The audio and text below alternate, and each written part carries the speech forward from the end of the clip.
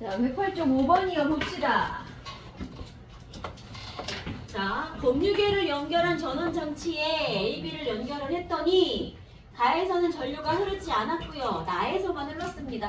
여기 검유계 바늘이 얘는 0에 있고 얘는 이렇게 갔으니까 혹시 이 말을 안 주더라도 아, 전류가 안 흘렀구나 흘렀구나라고 읽을 수 있어야 돼요. 자, 그럼 봐. 부도체니까 전류 안 흐를 거라고 예상 가능하고 도체니까 흐를 거라고 예상 가능했어. 그래놓고 보기를 뭘 줬니? 자, A에 연결된 전원장치에 그걸 바꾸면 어차피 부도체야. 자, 부도체 전류 왜 잘 안 흘러요? 저항으로 표현해볼까? 이게 소수령이면 부도체는 저항이 너무 커서야. 저항이 크다는 건 전자의 흐름을 방해하기 때문에 어차피 저항이 큰 부도체는 전류 방향 상관없이 일단 무조건 안 흐를 거고요. B는 전선에 사용되는 구리와 전기적 성질이 같다. 무슨 뜻이야? 전기적 성질이 같다는 구리처럼 전기가 잘 흘러요 라는 말. 흐르고 있지 지금? 맞는 말이고요. 디귿은 뭐예요? A는 B보다 전기전도성이 낮다. 부도체니까 전기는 안 통한다. 전기전도성이 낮다라고 표현하는 거 맞아요? 어떤 보기가 어렸어? 다 맞는 줄 알고 아, 전극을 바꾸면 그치? 안 흐르는 끝까지 안 흐르는 거야? 자, 그 다음에 몇 번이요? 아까 틀린 거 이렇게 있던데 11번 11번이요 11번 볼게요.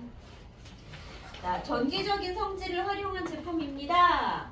이게 이제 여러분 교과서 받은 학교들 있던데 오늘 가서 교과서 출판사, 자기 학교 출판사 어딘지 그 확인해갖고 톡으로 단톡에 올려주세요. 그리고 이런 파트는 특히나 교과서마다 다 다를 거야. 나오는 예시들이. 그러니까 교과서에 나오는 예시랑 학습지 주는 거 보고 예시는 꼭 외우셔야 돼. 자, 그럼 우선 보자. 이게 지금 레이저 포인터라고 되어 있는데 자, 레이저 포인터에서 전류가 흐릅니다. 레이저 포인터 내부에 예를 들어 건전지든 뭐든 이런 걸 꼈을 때 전류를 흐르게 하는 장치가 있는 거야. 근데 여기서 좀 대놓고 보래. 전류를 흐르게 했습니다 했으니까 이거 전류 흐르게 하는 장치가 들어있구나 도체라고 읽으란 얘기고 여기가 키워드인 거야. 자, 여기는 전자부품을 보호하고 불필요한 신호를 차단한다. 부품을 보호하는 역할인 거지 전기를 흐르게 하는 역할이 아닌 거잖아. 이해돼요? 얘가 누군지 우리는 정확히 모르겠어. 그림만 보고서는. 이럴 때 설명인 거야. 그래서 예를 들면 얘들아 이런 액정 같은 것도 자 여기에 강화유리 필름 같은 걸 여러분이 붙였어. 내가 보호를 하려고. 그지? 그러면 그 아이 자체는 전기 전도용으로 붙인 거야? 아니지. 또는 또 뭐 있을까? 우리 반도체 같은 거, 그러니까 전기 회로 같은 거 만들 때 순수하게 규소로 만들어진 이렇게 원통으로 규소가 만들어진 원통을 되게 얇게 이렇게 포 뜨듯이 얇게 착착착착 만들어놓은 이렇게 웨이퍼라는 종이처럼 만들어놓은 게 있거든? 거기에 도체, 그러니까 금속 선을 가지고 그 뭐지? 회로도를 만들어서 얘를 가지고 이렇게 이동하거나 어디를 갔다가 뭐 작업할 때 쓰거나 하는 판이 있어. 이 판은 순수한 규소로 돼 있어. 전기가 안 통하는. 여기다가 내가 회로를 얹어서 뭔가 쓰게 만들 거야. 그래서 전자제품에 들어가는 애들이 보호용, 얘네들 보조용으로 쓰는 애들도 있고 실제로 그 전류가 흐르라고 쓰는 애들도 있어요. 그럼 여기서도 보면 제품을 보호하라고 넣어놨대.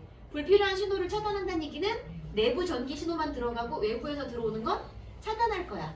그럼 이건 전기 통하지 않는 성질을 이용하는 거야. 이래서 부도체라고 보시면 되고 여기는 자 표현의 의미 보세요. 여기 뭐라 그래있냐면 가스 누출 경보기야. 우리 아파트에 가면 이렇게 있을 거거든. 화재 경보기가 두 종류가 있어. 열 감지가 있고 그 가스 감지가 있는데 가스 감지용으로 생긴 이렇게 이렇게 생긴 애들은 연기가 나잖아. 그러면 그 연기가 들어와서 가스가 들어오면 자 감지기의 전기 전도도가 변합니다. 그럼 이 변한다는 얘기는 평소랑 가스가 감지됐을 때랑 언제 전기 전도도가 높아질까?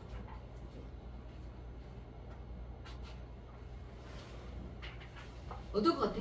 평소에 전기 전도도가 높다가 갑자기 낮아지면 막 경보기가 울려? 뭔가 이상하지? 평소에 전기 전도도가 거의 없다. 있었다가 뭔가가 감지가 되면 전기 전도도가 높아지면서 돌아가는 거야. 삐용삐용 하게 될 거야. 그 평소엔 안 흘렀는데 뭔가 상황이 바뀌어서 지금 흘러요? 그럼 누구 성질이야? 이런 건 반도체라고 보는 거야. 상황이 바뀌었더니 흘러요. 되겠어요? 우리가 모든 기구를 다 알 수는 없어. 근데 이렇게 문장이 나왔을 때 이 문장의 의도를 이해하시면 돼요. 됐지? 그리고 교과서 예를 잘 나중에 볼게요. 그럼 보자. 단위 부피당 자유전자는 누가 가져요? 금속이야 비금속이야? 금속이 갖는 거였지? 예를 들어 나트륨은요. 하나 둘 셋 전자껍질 3개 갖는 애였고 2개, 8개, 마지막 전자 1개. 요 놈이 뭐였어? 요게 자유전자 역할이었어. 왜? 얘는 이것만 없으면 누구처럼 전자 배치가 되니까? 10번 네온처럼 되니까 나는 너 없어도 돼. 그래서 이 아이가 되게 자유롭게 다른 껍질로 이동할 수 있는 자유전자였어. 그러니까 자유전자는 1족, 2족, 13족에 있는 금속만 가질 거예요. 그러니까 금속이 비금속보다 자유전자가 많다라고 읽으시면 되고 그 다음에 나는 부도체의 전기적인 성질을 활용한다. 그치? 다른 전기 신호는 차단할 거야? 난 전기 통연내가 아니야.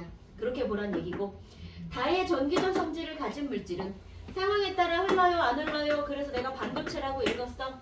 반도체는 규산형 광물에서 얻을 수 있다. 어때요? 반도체 성분 2가지. 규소하고 저마늄. 그치? 그러니까 규산형 광물. 규산형 광물 어떻게 생겼더라? 뭐랑 뭐로 만들어진 게 규산형 광물이었어요? 이거 기억나? 경사면체로 만들어졌던 그 아이? 그러니까 이런 데서 이거 얻을 수 있는 거 맞아요. 그래서 이거는 그림이 좀 어려웠는데 그러니까 요 말이 어려웠는데 해석하는 방법 기억하세요? 그다음에 또 어떤 거 틀렸어요? 9번. 몇 번? 9번. 전에는 숙제 어디 갔어? 9번이요? 네. 자, 9번 앞장에 9번이요. 보자. 자, 요것도 다이오드 문제로 되게 나올 법한 유형인데 보자. 다이오드가 어떻게 만든 거였지? 누구랑 붙인 거? P형 반도체랑 N형 반도체랑 붙인 거. 여기 보니까 여기 플러스 마이너스가 연결되어 있고 다이오드에 지금 N형, P형이 둘이 어딘가 쪽에 붙어 있을 건데 이 상태로 했더니 불이 켜졌고 건전지를 극을 바꿨더니 불이 안 켜졌대. 그럼 지금 상태로 불이 켜졌다는 얘기는 플러스하고 누구하고 연결될 때 불이 켜지는 거예요. P예요? N이에요? 플러스는 플러스끼리였지. 플러스는 포지티브 플러스끼리. 마이너스는 네거티브로 연결해야 되는 거니까 여기가 P형, 여기가 N형이었어. 그럼 지금 얘는 이렇게 붙어있는 상황인 거야. 됐어요? 그러니까 요거 뒤집으면 전기가 안 흘러요 라고 했습니다. 자, 다이오드는 정류작용을 한다. 정류작용이 무슨 뜻이었더라? 기억나?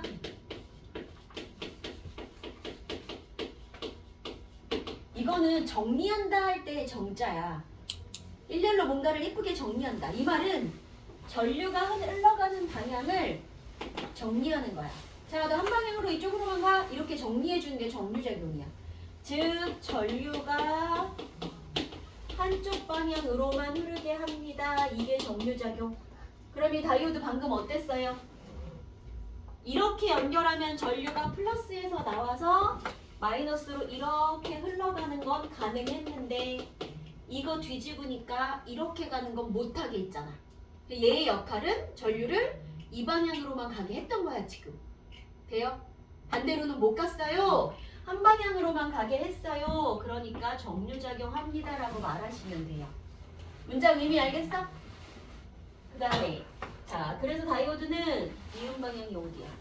이쪽이네. 니은. 그렇지. 이쪽으로만 전류 흐르게 한 것도 맞는 말인 거고요. 그 다음에 나에서 이거를 뒤집어서 전기가 안 흘렀는데 전압을 높인다고 건전지 많이 낀다고 흘러? 안 흘러. 아까 부도체도 그랬지? 한 번 안 흐른 놈은 전압을 높인다고 많이 흐르지 않아요. 얘도 마찬가지 방향이 반대이기 때문에 그러시면 안 돼요. 이 문제 조금 어려울 수 있었어요. 또 다른 건요.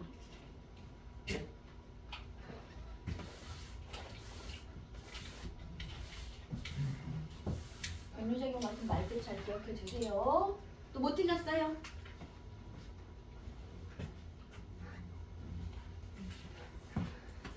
적어볼까?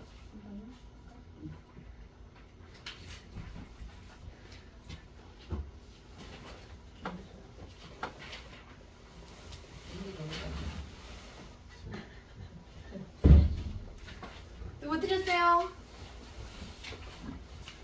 고난도 전까지만 하자 일단. 없어? 그냥 아까 있었잖아 틀린 거. 왜 그랬어? 또 질문 없어요? 아까도 여기 있었는데. 우리 실력 문제 숙제 아니었지? 이제 실력 전까지 숙제였지? 우리 실력은 지금 할게요. 그때 2번은 그림을 보긴 했는데 실력 4개는 조금 헷갈릴 수 있어서 실력 4개만 지금 후딱 할게요. 자, 1번 그림 보자. 자, 도선 안에 있는 금속, 예를 들면 구리 같은 애일 거야. 얘는 도체일 거고요. 얘는 도선을 둘러싼 피목이니까 전기 통하면 안 돼. 얘는 부도체일 거고요. 얘는 뭐요? 자, USB 같은 메모리. 이런 거 나오거나 뭐 컴퓨터에 들어가는 그 CPU 이런 거 나오거나 이런 애들 나오면 다 반도체야. 그럼 얘는 도체야, 부도체야, 반도체야 세 개를 줘놓고 뭐 물어봤냐면 자, 전기 전도는 A가 B보다 크다. 도체가 부도체보다 크다. 전기 잘 통하는 거 맞지? 1번은 쉬워. 단위 부피당 자유전자의 수는 자유전자는 누가 갖고 있는 거였습니까? 금속이. 그러면 비금속이 금속보다 자유전자가 많다. 맞아요? 아니지. 그래서 여러분 이걸 몰라서 틀리진 않고 아, 나 이거 누가 누구보다 많다 헷갈려서 부등호 잘못 봤어요. 이렇게 실수 진짜 많이 하거든? 그래서 누가 누구보다 많다 비교하는 문제 나오면 여기 문제에서 B가 A보다 많다 했으면 여기다가 표시를 해. 얘가 말한 부등호를 해. 그리고 내가 생각한 부등호를 한 번 더 해. A랑 B를 비교했더니 A가 더 많아. 그치? 그럼 내가 생각한 부등호랑 문제에서 말한 부등호랑 비교해서 같은지 아닌지 한 번 더 확인하세요. 그래야 실수 안 한다? 진짜 많아. 아, 이거 아는데 틀렸어요. 그 한 문제로 등급이 갈릴 수도 있다. 실수 잡아야 돼요. 그 다음에 시에 사용된 원료는 전기적 성질을 제어할 수 있다. 이거 무슨 뜻이야? 제어한다는 거. 흘렀다 안 흘렀다. 반도체 그렇게 할 수 있어요? 그치? 할 수 있었지? 불순물 첨가하니 안 하는 애도 있었고 또는 아예 다이오드가 들어있다면 방향에 따라서도 그럴 수 있었고 그러니까 제어할 수 있다는 건 흘러 안 흘러 또는 방향까지도 내가 내 맘대로 할 수 있어요 라는 말. 그러니까 맞는 말이에요. 그 다음에 2번은 우리 그때 그림으로 봤어. 2번 아예 다 풀었니? 그때? 그림만 봤니? 기억이 안 나지? 풀려 있어? 안 풀려 있어? 보자. 자, XY가 하나는 P형, 하나는 N형이야. 누가 누군지를 모르겠고요. 그치? 그래 놓고 여기 대놓고 줬네. X는 심지어 원자과 전자 3개인 불순물을 첨가한 반도체이다. 원자과 전자 4개짜리인 규소 사이에 3개짜리인 불순물을 첨가했다는 거. 전자가 모자라요. 네. 그럼 뭐예요? 플러스야 마이너스야? 누가 남아요? 전자가 모자라니까. 플러스가 남아요. 전자가 모자라요. 그지? 그러니까 X가 P형이고 얘가 N형이란 뜻이겠네. 그래, 여기 대놓고 줬구나. 그래서 이렇게 연결을 하니까 플러스하고 P하고 마이너스하고 N이 연결되니까 불이 들어온 게 맞았어. 그러면 얘를 반대로 이렇게 연결하면 안 들어오겠지. 마이너스 플러스 연결하면 저 상태로는 안 들어오겠지가 맞아. 그래서 여기가 안 들어오는 거였고 그러니까 X는 P형이 맞고요. 여기는 불이 안 켜져야 되는 게 맞고요. 그럼 Y는 N형이니까 반대로 전자가 5개인 남아 도는 애를 첨가해서 우린 그걸 N형이라고 불렀지. 연도체 외워졌지? 이런 문제 숙제 내줄까 그랬네. 어렵지 않았네. 4번 빼고는. 자, 3번 보세요. 3번은 시간 줄게. 한번 읽어보세요. 푸는 방법 알려줄게.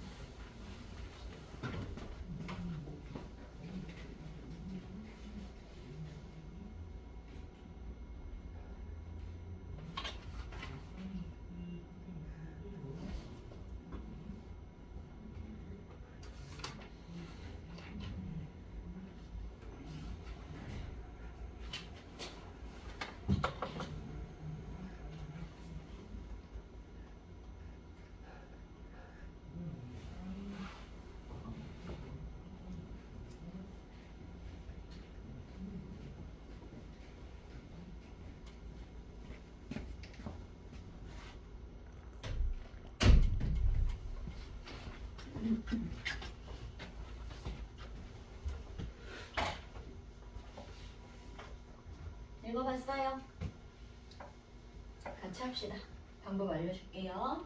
우리 앞에서 반도체를 사용한 그 소자들의 역할은 자세히 외우진 않았거든. 그 중에 제일 잘 나오는 애가 요 놈인데 어디 갔어? 요 놈인데 자, 4번 먼저 하고 오자. 이게 4번을 먼저 하면 트랜지스터가 좀 더 쉽겠더라. 4번 먼저 하고 3번을 볼게요. 자, 어떤 적외선 센서가 있대. 우리 뭐가 있을까? 리모컨 같은 애들 보면 자, TV가 항상 그 뭐지? 이렇게 TV의 적외선 센서 부분은 항상 이렇게 불이 깜빡여. 이게 평소에 어딘가에서 오는 신호를 나는 늘 받을 준비가 되어 있는 전자제품들은 항상 전기를 먹고 있는 거야. 근데 그게 아니라 나는 그런 거 필요 없고 꽂으면 들어오고 안 꽂으면 안 들어오고 이런 애들은 항상 먹고 있지는 않아. 그러니까 TV 같은 거는 평소에 전기를 계속 먹으니까 전원을 끄는 게, 그러니까 와이어 뽑는 게 맞아. 그럼 얘네들이 어떻게 되냐면 리모컨하고 얘하고 전자를 이게 신호를 주고받을 거잖아. 그럼 리모컨 버튼 이렇게 누르지. 그럼 앞에 부분에 이렇게 빨갛게 불 들어온다. 내가 신호를 주고 있어라는 거. 뭔가를 누를 때마다. 그러면 자, 여기에서 적외선을 내보내는데 발신하는 곳이 있대. 그러면 이 아이가 나가. 그럼 어딘가에서 누구랑 신호를 주고받고 얘가 내놓는 적외선을 다시 반사된 걸 받아들여 올 거야. 근데 얘가 받은 적외선이 만약에 좀 약해. 그러면 얘가 받은 거 가지고 자, 여기에서 뭔가가 들어왔어. 그럼 여기에서 빨간 불이 반짝반짝 들어올 거래. LED 등이 있대. 근데 이 신호가 너무 약해서 들어오긴 왔는데 얘가 감지 못하면 안 되잖아. 그럴 때 이걸 만약에 약하게 들어왔어. 그럼 그거를 증폭시켜주는 역할을 하는 애가 다이오드가 트랜지스터라는 애가 중간에 들어있을 거야. 그러니까 트랜지스터의 역할이요. 두 가지가 나오는데 일단은 증폭작용을 하나 알아둘게요. 증폭이 무슨 뜻이야? 작은 걸 크게 만들어주는 역할. 딱 이런 경우야. 그럼 봐봐. 수신부에서 감지한 빛신호가 만약에 약해서 센서가 작동을 잘 못해. 이때 출동하는 게 누구다?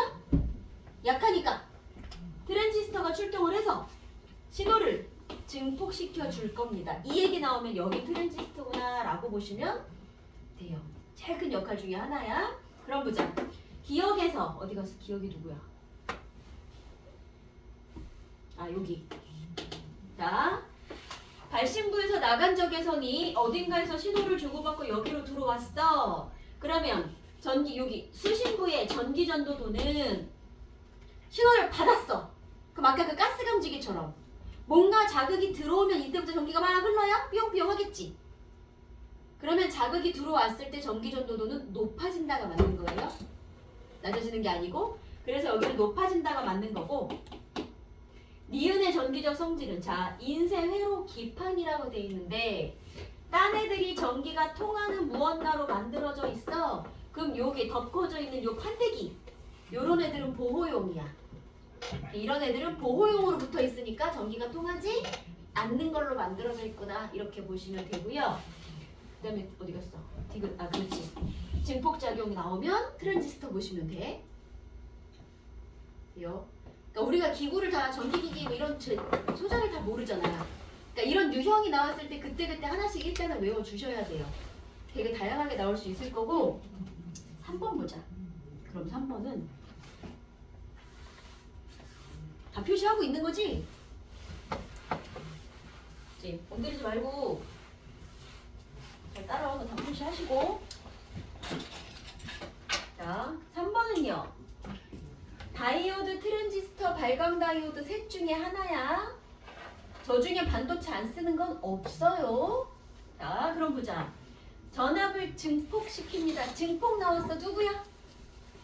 트랜지스터. 이 나오면 이런 문제 유형으로 되게 많이 나올 건데 얘 옆에 이거 세 개 중에 해당하는 애 이름을 먼저 쓰세요. 얘는 트랜지스터야. 하나밖에 없어. 자, 빛의 4번색을 나타낼 수 있다. 불 들어왔을 때 빛 색깔 나는 전구. 그치? 발광 다이오드. 말 그대로 발광, 빛을 내는 거. 그럼 얘는 발광 다이오드야. 나머지 비늘은 아니야. 전류의 흐름을 제어한다? 제어의 기가 뭐였지? 흐르거나 안 흐르거나 또는 방향을 바꾸거나 이런 거지. 누가 하는 거야? 다이오드 붙어 있으면 되지. 그치? 근데 그 다이오드는 어디 갔어? 요 순수한 다이오드에도 있고요. 어디? 트랜지스터에도 여러 개 들어가 있어. 그래서 요거는 제어할 수 있는 건 트랜지스터에도 있고 그냥 다이오드도 가능해. 여기가 조금 어려운 거야. 일단 가능한 애들 옆에다 일단 다 쓰시고요. 그지? 그럼 이게 이제 기억, 니은, 디귿이 얘네 셋 중에 하나인 거야. 그러면 여기 전체 중에 성질을 두 개나 갖고 있는 게 누구야? 트랜지스터는 이성질도 갖고 있고 이성질도 갖고 있지. 근데 발광 다이오드랑 다이오드는 한 개씩밖에 성질이 없지. 그러면 셋 중에 하나가 트랜지스터일 건데 발광 다이오드랑 다이오드는 성질이 뭔가 하나씩밖에 없는 애들이네. 일단 다 X니까. 그러면 X가 하나밖에 없는 얘가 여기도 성질을 두 개 이렇게 갖고 있다는 뜻일 거고 그럼 네가 트랜지스터 하면 되겠다 이렇게 읽을 거예요. 여기까지 됐어? 그럼 둘 중에 하나가 다이오드고 하나가 발광 다이오드인데 트랜지스터랑 다이오드는 공통인 게 한 놈이 있네. 그러니까 트랜지스터랑 공통으로 들어있는 여기가 다이오드가 되는 거고 트랜지스터랑 성질이 완전 반대였던 애, 겹치는 거 1도 없는 애가 발광 다이오드가 되는 거야. 자, 시간 다시 줄게. 다시 해보세요. 이거 가로 세로 X 찾는 거 어려우네.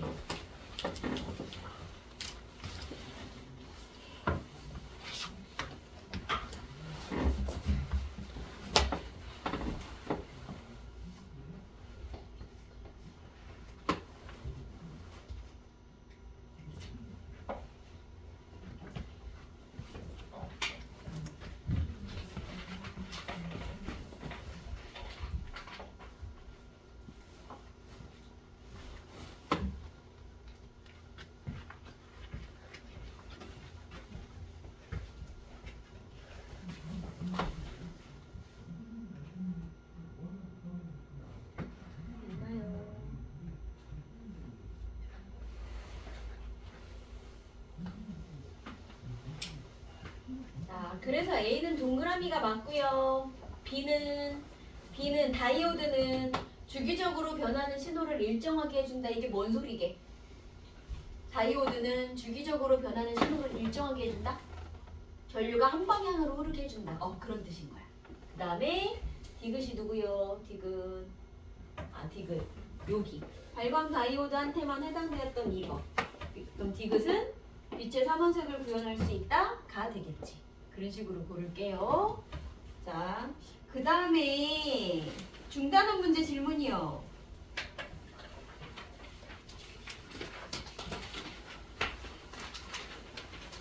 이게 뭐였어요?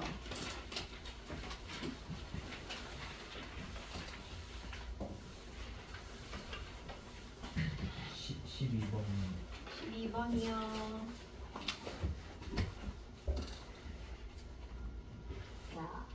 규소를 가운데 두고 산소가 4개 이렇게 붙어 있습니다. 이거 무슨 구조였어요? 모든 변의 길이가 같아요. 정사면체. 이거는 혹시 플러스 마이너스 전하를 띄는 상태예요? 아니요. 아니에요? 이어요. 아니요. 찍지 말고. 자, 규소 원자가 전자 4개.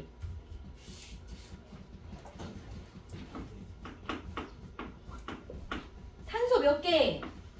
4개. 산소 원자가 전자 몇 개? 6개. 6개. 하나, 둘, 셋, 넷, 다섯, 여섯. 하나, 둘, 셋, 넷, 다섯, 여섯.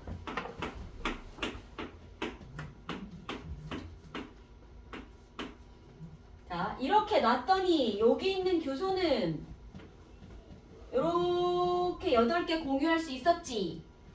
그런데 산소는 어땠어? 요렇게 공유해봤자 몇 개밖에 없어? 7개. 7개밖에 없어. 한 개씩 모자라. 모든 산소가 다 모자라. 그래서 밖에서 전자 하나씩 얻어오기로 했지 이렇게. 그럼 원래 자기들이 갖고 있던 것보다 전자를 4개나 더 얻어왔으니까 얘네는 전체적으로 마이너스 4의 전하를 띄어요. 이렇게 생겨졌단 말이야.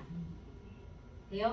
그럼 얘가 전하를 띄고 있다는 얘기는 마이너스 전하를 띄고 있다는 건 플러스 전하를 띄고 있는 요런 금속 양이온이랑 결합도 할 수 있겠구나. 그치? 그래서 요런 놈이랑 한 놈이랑 다 결합해서 존재하는 걸 독립형 구조 이렇게 불렀어. 이게 저놈이었어요. 자, 그럼 보자.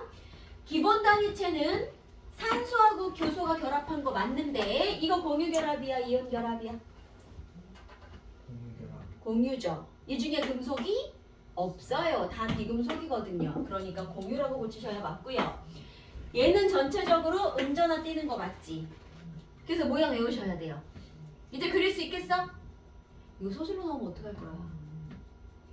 저기요, 저 친구가 전화를 띄는지 아닌지 공유결합 분자 구조를 그려서 서술하시고 뭐 그리는 것까지는 아니더라도 물어볼 수 있단 말이지. 돼요? 이렇게 전화를 띄고 있는 거고요. 자, 이 기본 단위체 하나가 철이나 마그네슘 같은 양이온하고 결합을 했어. 즉 요거 한 놈이 요거 하나랑 딱 결합했어. 규산염 삼연체가 여러 개 모인 게 아니라 혼자 있어. 우리는 그걸 독립형이라고 불렀고요. 독립형으로 만들어진 암석 광물 이름 뭐였게? 감남석. 그렇지. 그러니까 감남석이 맞는 거예요. 아, 휘석이 아닌 거지. 그렇지. 휘석이 아니고 감남석이 돼야 되고. 자, 이 기본 삼연체 사이에 공유하는 산소의 수가 많을수록 광물 풍화에 강하다. 자, 공유하는 산소가 많다는 건 무슨 뜻이냐면 마침 옆에 그림이 있다. 요 그림을 보면 되겠다. 요거. 얘네가 지금 어떻게 생겼냐면 요렇게 삼각형으로 되어 있는 애가 요 친구를 위에서 내려다본 거야. 그래서 삼각형이 있고 요 친구가 지금 가운데 있는 것처럼 보이는 상황인 거야. 위에서 내려다본 거 알겠어? 좌소간에 규소가 있었을 거야. 그럼 요렇게 생긴 애가 요렇게 있단 얘기는 여기 있는 산소를 얘는 왼쪽 산소, 오른쪽 산소를 다른 친구들하고 나눠서 공유하고 있는 중. 그럼 얘는 누구를 공유했냐면 2개의 산소를 양쪽 친구랑 공유했지. 그럼 여기 있는 애는 어때요? 복사슬은? 요 놈 볼까? 얘는 하나, 둘, 3개의 산소를 공유했어요. 공유를 점점 많이 하네? 그럼 이 와중에 입체 모양이면 어떡해? 이제 이 꼭대기에 있는 요거 꼭대기 하나, 둘, 셋을 공유했으면 요 꼭대기에 있는 애까지 공유하는 거야. 4개까지 공유가 다 되는 거야. 그럼 이 말은 공유하는 산소수가 많다는 건 이쪽으로 간다는 뜻이고, 자, 규산염 삼연체로 이루어진 광물들 한 번만 더 불러볼게요. 구조 누구누구 있었냐면 독립형, 반사슬, 그리고 복사슬. 복사슬 다음에 얘네가 좀 더 복사슬이 좀 더 많아지면 하나의 면이 되는 거지. 그게 누구였어? 판상형. 그 판이 입체로 쭉쭉쭉쭉쭉 쌓여서 그물 모양이 됩니다. 그물 망자를 써서 망상형. 대표로 암석 이름 아니 광물 이름 누구 있었어? 목강, 감남석, 단위 휘석, 복각생, 각섬석, 판, 그치. 흑음모. 여기가 서경이랑 장석. 자, 이 중에 풍화에 강하다라고 하는 건 비바람 몰아쳤을 때 얼마나 그나마 잘 안 부셔지고 버틸 거냐야. 단순하게 생긴 애들보다 복잡하게 생긴 애들이 여기가 풍화에 강해요. 이렇게 썼어. 그래서 그걸로 다시 돌아가시면, 그래서 리을은 그런 뜻이야. 공유하는 산소수가 많을수록, 즉 이쪽으로 갈수록 풍화에 강합니다 라는 의미예요. 이거 문제 두 개 섞어서 같이 알아주세요. 그 다음에 또 어떤 거 어려웠어요?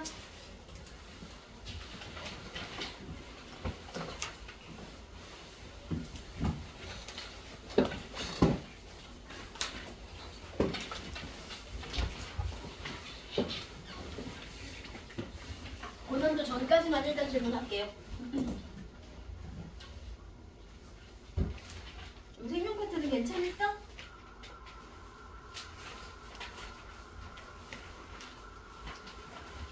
여러분의 긴장감을 좀 올리기 위해서 우리 진도 조금 나가고 시간이 되게 없기는 한데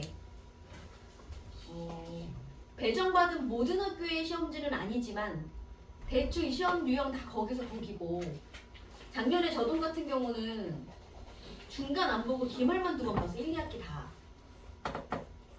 중간고사는 그냥 신나지. 국영수밖에 안 봐. 기말에 어쩔 거야. 사회, 과학, 역사 해가지고 막 기말에 다 범위 이만큼씩 해서 보는 거야. 별로 좋은 것 같진 않은데 근데 어쨌거나 그래서 시험 범위들이 학교마다 얼추 비슷하니까 실제 학교 기출시험지 가지고 한번 풀어보려고. 이 정도로 나온다. 감당할 수 있겠니? 라고 풀어볼 거예요. 깜짝 놀랄 거다. 오늘 풀어요. 응? 아니지, 오늘은 아니. 오늘은 진도를 좀 나가고 일단 진도를 좀 빨리 빼놓고 나중에 클리닉 와서 풀 수도 있어. 자, 그럼 고난도 전까지 또 없어요? 됐어? 우선 우리가 고난도는 지금 시간이 많이 없는 관계로 각자 풀어 놓으시고 나중에 다시 한번 질문을 받을게요. 오늘 진도 나갑시다. 우리 그때 어디까지 했냐면 지난주 줬던 프린트 꺼내보세요. 우리 수건부터 해야 될 것 같아.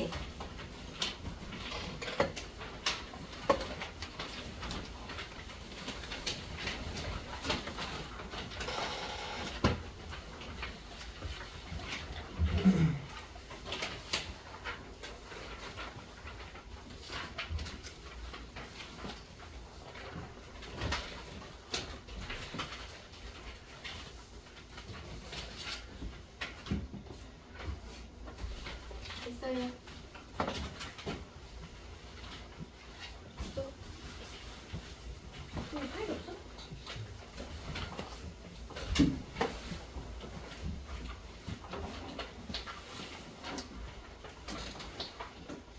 우리 기권하고 수권은 연결해서 잘 나올 건데 자, 대기권 4단계로 나눠보자. 어떻게 생겼었지? 대류권, 성춘권, 중간권, 열권. 자, 이 중에 안정하지 않아서 막 대류하는 거 어디랑 어디예요?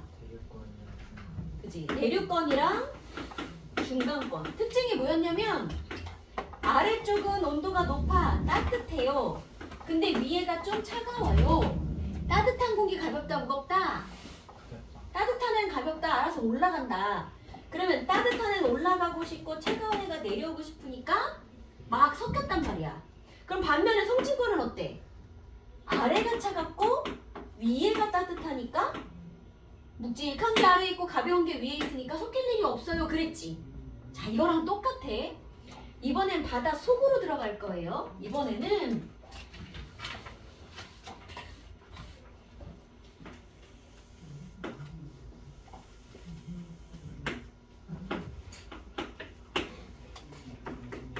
자, 깊이 들어갑니다. 햇빛을 막 받았어요. 그러면 바닷물도 여기 표면이 그나마 제일 따뜻해. 그럼 햇빛이 점점점 약해질 거니까 가면서 온도 어떻게 되겠어? 낮아지겠지. 저기 깊은 심해는요 800m 들어가잖아. 온도 몇 도게? 들어본 적 있나? 온도가 4도야. 물이요 되게 신기한 게 4도짜리 물이 밀도가 제일 커. 그러니까 위에서 예를 들어 오늘 20도야. 근데 이제 겨울이 됐어. 점점 추워져. 그러면 19도, 18도 해가지고 5도, 4도가 딱 되잖아? 그러면 밑에 있는 아직 여기서 좀 덜 차가워진 이 물보다 4도짜리 물이 제일 밀도가 크니까 4도가 딱 되는 순간 가라앉아. 그럼 또 다른 애가 올라와서 다시 차가워져. 4도가 됐어. 또 가라앉아. 이걸 오랜 시간 걸쳐서 이 바다가 만들어졌잖아. 근데 저 아래 심해는 4도짜리 물이야. 그 뜨거운 적도 지방도요 바닷속 쑥 들어가면 4도고 저 추운 극지방 위에 막 얼음 얼어 있지. 심지어 밖에는 막 영하야. 근데도 저 속에 4도야. 4도짜리 물이 제일 차가워요. 심해는 이래. 오케이, 여기가 심해야. 그럼 그 전까지 햇빛을 많이 받은 위에는 좀 따뜻해요. 근데 햇빛을 쫙 받아가지고 여기가 따뜻해. 근데 이 따뜻한 물을 바람이 와서 살랑살랑 섞어줍니다. 따뜻한 물이 이렇게 밀려가면 찬물이 조금 올라와. 다시 데펴져. 또 이렇게 밀고 가면 또 조금 올라와. 그래서 여는 바람이 부는 어느 정도 깊이까지 섞어주는 곳까지는 온도가 대충 비슷해. 여기를 뭐라고 할 거냐면 여기서 여기까지는 온도가 대충 비슷합니다. 그러다가 더 이상 바람이 닿지 않는 곳 그 정도 되면 이제부터 섞이지 못하니까 햇빛은 점점 안 들어오지, 섞어주진 않지. 그러면서 온도가 점점 낮아질 거예요. 그러다가 4도가 되면 더 이상 온도가 낮아지지 않아요. 싹 다 4도일 거야. 자, 그랬을 때 여기 이름 붙여볼게요. 맨 위에 여기 이름은 혼합층. 여기 가운데는 수온약층. 가장 깊은 바다는 심해층이라고 부를 건데, 자, 수온약층은 누가 만들었게? 1번, 왜 따뜻했게? 여기 왜 따뜻했어? 혼합층에서 혼합층 꼭대기가 따뜻한 이유는? 태양 햇빛이 비쳐서. 일단 태양이 있어서 만들어진 거야. 그 다음에 섞어주는 거 누가 했어? 바람. 그렇지, 바람이 했어. 그래서 태양하고 바람이 혼합층을 만드는데 영향을 준 거고요. 그러면 바람이 이렇게 섞어가지고 위아래 물이 섞여서 온도가 일정한 거잖아. 바람이 세게 불면 어떻게 돼? 혼합층 커져요. 여기가 두꺼워져. 바람이 약하면 여기가 얇아져. 그래서 얘네 둘이 만드는 거고 바람의 세기에 따라서 혼합층의 두께가 결정이 될 거야. 돼요? 자, 수온 약층은 특징 봐봐. 여기가 지금 온도잖아. 위에가 따뜻한 물이고 아래가 찬 물이다. 마치 대기권의 누구랑 같아요? 아래가 차갑고 위에가 따뜻해. 성층권, 열권 이런 애들이랑 비슷하지. 그럼 아래가 찬물이고 위에가 따뜻한 물이니까 얼마나 안정적이야. 섞일 일이 없어요. 얘는 안정적이라고 말할 거야. 성층권도 안정적이기 때문에 비행기가 다니기 딱 좋았잖아. 얘도 안정적이야. 다시 말하면 섞일 일이 없어요. 그래서 어떤 특징이 나타나냐면 혼합층은 따뜻한 물이라서 여기는 에너지가 되게 많은 곳이고 심해층은 따뜻하진 않은데 여러 가지 동물의 사체 이런 애들이 아래로 이렇게 가라앉아서 영양분 같은 그런 물질이 되게 많아. 여러 가지 영양분 같은 물질이 되게 많아. 그러면 안정적으로 딱 버티고 있는 얘가 있기 때문에 여기 있는 에너지가 아래로 가거나 바닥에 있는 영양분이 위로 올라올 일이 없지. 그래서 수온약층은 안정적이다의 다른 표현으로 혼합층의 에너지와 심해층의 물질이 섞이는 걸 막아줘요. 이렇게도 표현할 거예요. 됐어요. 자, 시간 줄게 얼른 써보세요. 심해층 온도 4도도 표현해주세요.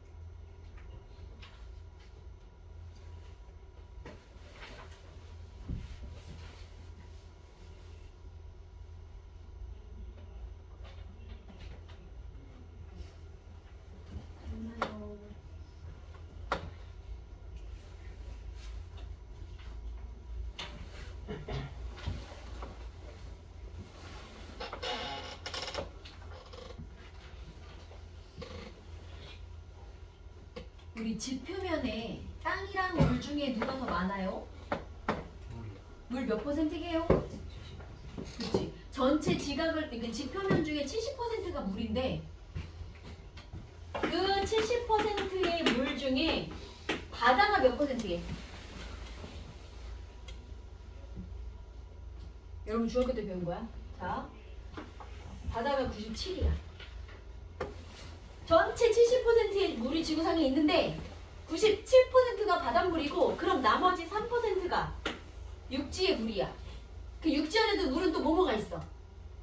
강도 있고 호수도 있고 뭐 저수지도 있고 뭐 이런 거 있잖아. 지하수도 있고 심지어 남극 위에 있는 빙하까지 합쳐서 3%밖에 안 돼. 근데 그 중에 제일 많은 게 또 빙하야. 그러니까 사람이 실제로 쓸 수 있는 물은 지구상에 1% 정도밖에 안 돼. 어마어마하지? 자, 이 정도 될 거야. 이거는 이제 그걸 준 거고. 요건 됐어요? 그러면 수건의 역할, 지구에서 수건이 하는 역할이 뭘까? 직권하고 수건은 생명이 살 수 있는 기본 터전이야. 이 말은 항상 나올 수밖에 없겠지? 생명을 살 수 있게 해주는 거고요. 그 다음에 어디 갔어?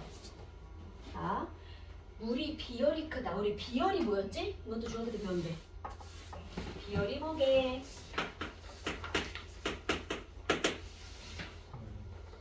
자, 이거는 그러니까 열을 담는 그릇이라고 생각하면 돼. 자, 요만한 컵이 있고 큰 컵이 있어. 여러분이 물을 이렇게 부으면 누가 더 빨리 넘쳐 흐를 거야? 작은 컵이겠지.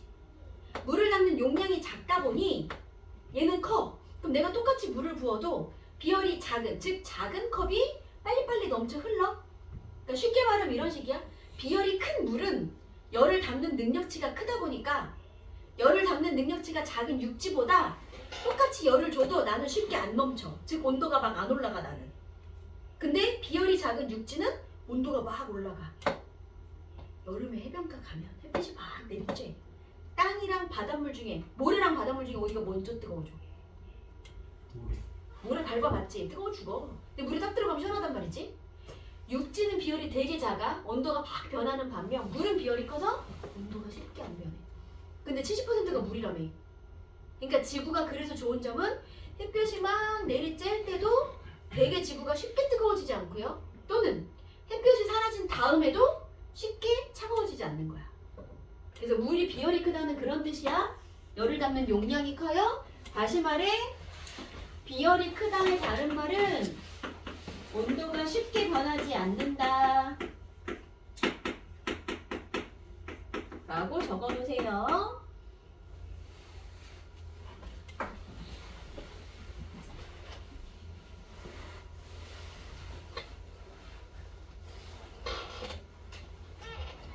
이런 것도 있고요. 그 다음에 저희도 지방에는 따뜻한 열을 저기 극지방으로 이렇게 배달해 주는 것도 바닷물이 돌고 돌고 해서 해줄 거야. 그래서 그렇게 에너지 평형에도 이용이니까 기여한다는 그런 뜻인 거고, 여기 생물의 서식처로 사용된다. 오케이, 그 정도 알면 넘어갈게요. 얘는.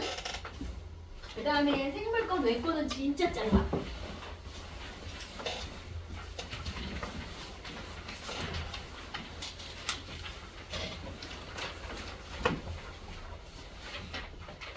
생물권, 동물이건 식물이건 뭐 미생물이건 이런 생물들은 땅이든 바다든 어딘가 서식지가 있어야 사는 거지. 그럼 지구에 생물권이 가장 먼저 등장할 수는 있다 없다? 불가해. 그럼 누가 먼저 나왔게? 우리 우주파트에서 배웠어. 지구의 형성 과정 중에 소행성들이, 그러니까 미행성체가 태양 주변에서 원반에서 이렇게 막 회전을 하다가 자기 주변에 미행성체하고 부딪혀서 아 뜨거워 그래가지고 얘네가 다 녹아있는 상태. 그렇지, 마그마 바다였어. 이렇게 마그마 바다일 때는 무거운 애가 아래로 가고 액체 상태니까 가벼운 애가 위로 뜨고 있다가 자 이제 충돌이 점점 사그라들면 어떻게 돼? 안 뜨겁네 이제. 그럼 어떻게 위에가? 천천히 식어요. 그래서 뭐 만들어? 지각을 만들고, 여기가 식었으니까 여기 있는 수증기도 다 이제 식었어. 그럼 뭐 할 거야? 수증기가 식어서 물이 돼서 비로 내려. 그럼 바다도 만들어지고. 그러니까 지각 만들고 바다도 만들고 그렇게 살다가 말할 거야. 그러니까 생명체가 가장 먼저 등장하는 건 말이 안 되는 거야. 근데 그런 보기가 나온 학교도 있었어요. 그래서 생물권은 지구상에 살고 있는 지권, 수권, 기권에 들어있는 모든 생명체를 생물권이라고 부르면 되는 거고. 그래서 오케이, 그냥 그 정도 보면 되겠다. 이거는 별거 어려운 거 없고요. 뇌권 하나만 더 볼게. 우리 지권이 있고요. 기권이 있는데 기권은 몇 미터까지가 기권이었어요? 그렇지. 1000km까지가 기권이었어요. 그래서 1000km 밖에부터는 이제 지구가 아닌 거야. 여기를 외권이라고 할 거야. 근데 지구는 이렇게 생겼어. 지구가 혹시 자석이다 들어봤어? 지구도 자석이거든? 우리 나침반 들고 이렇게 길 찾을 때 나침반에 N극이 있어요. N극이 가리키는 방향으로 계속 쫓아가면 어디가 나와? N이 놀스야, 사우스야? 북쪽이야. 얘가 가라는 방향으로 계속 가면 북극까지 가는 거야. 즉 나침반이 가리키고 있는 방향은 북쪽이다. 그럼 이 북쪽은 지구도 하나의 큰 자석인데 이 북쪽은 N극이게 S극이게? S극이야. 그래서 N극이 거기 보고 있는 거야. 지구 자체도 하나의 자석이고요. 여기가 S극이고 여기가 N극이야. 그래서 자석은요 어떤 특징이 있냐면 N극에서 자기장이 나오고요. S극으로 자기장이 이렇게 들어가는 게 자석인데 그러다 보니 N에서 나온 자기장이 S를 향해서 이런 식으로 분포가 돼 있어. 그럼 지구 전체를 둘러싸고 자기장이 이렇게 있는 거야. 자, 이게 없으면 사람들 되게 많이 죽어요. 얘네들의 역할이 뭐냐면 태양에서 저번에 외핵량 얘기하면서 자기장 얘기해줬지? 그지? 태양에서 오는 수많은 입자들, 그래서 우주에서 날아오는 되게 에너지가 높은 파장들, 감마선 무슨 막 파장들이 있는데 그걸 얘네가 막아줘. 그래서 뭘 막아준다고 얘기하냐면 태양에서 태양 활동이 활발할 때 날아오는 입자들의 모임, 이걸 태양풍이라고 할 거고, 우주에서 날아오는 우리한테 유해한 선, 그걸 우주선이라고 그럴 거야. 사람 타는 우주선 아니고 일론 머스크가 만든 거 말고 우주에서 날아오는 여러 가지 빛들이란 뜻이야. 이런 애들이 사람한테 직접 닿으면 살이 타거나 암이 걸리거나 유해할 수 있어. 그걸 막아주는 역할을 요 외권에 있는 자기장이 해줄 거예요. 외권은 딱 하나 있는데 1000km 이상이겠구나. 그렇지, 기권 다음이니까. 그리고 여기 자기장은 태양풍이랑 우주선을 막아줍니다. 요거만 줄 칠게요. 책에다 줄 치세요.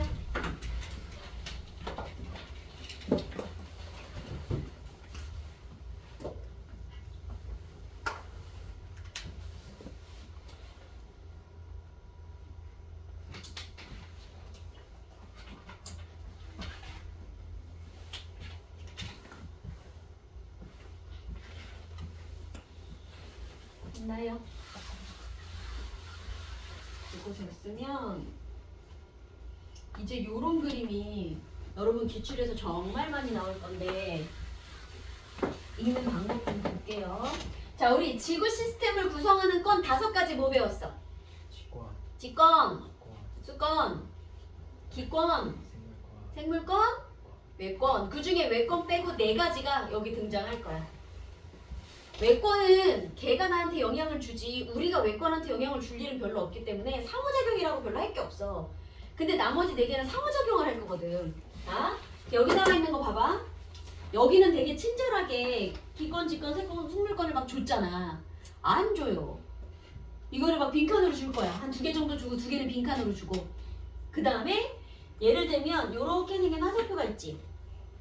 요거에 예를 주는 거야. 뭐라고 줄 거냐면 자, 요 화살표의 예로 화산활동으로 화산재 화산가스가 기권으로 분출된다. 이렇게 예를 줬어. 자, 화산은 어디에서 폭발해? 직권에서. 기권으로 가스가 나갔대. 오케이. 직권이 기권으로 영향을 줬다는 뜻이구나. 그러니까 여기가 직권이고 여기가 기권이겠구나를 찾아내란 얘기고, 그리고 나면 이제 여기에다가 기호를 주는 거야. 이렇게 가는 애한테는 어떤 기호를 줘. 가나다라 마반을 주겠지. 이거의 예로 옳은 것은. 그럼 여기도 안 주고 여기도 안 준 걸 여러분이 바르게 찾으셔야 하고, 그 다음에 여기서 여기로 가는 얘를 고르라고 하든가 쓰라고 하든가. 그러면 기권이 직권한테 영향 주는 건 뭐 있을까요? 야? 뭐 있을까? 공기권이 땅한테 영향을 주는 거. 바람 불면 이렇게 일어나는 일들 중에 하나 있을 거야. 우리 바람 불어서 땅의 모양이 변하는 경우 있니? 자, 그 대표적인 게 여기 나오는 버섯바위 진짜 잘 나오는데 뭔 얘기냐면 사막에 그러니까 그 바위 커다란 돌멩이가 하나 있었어.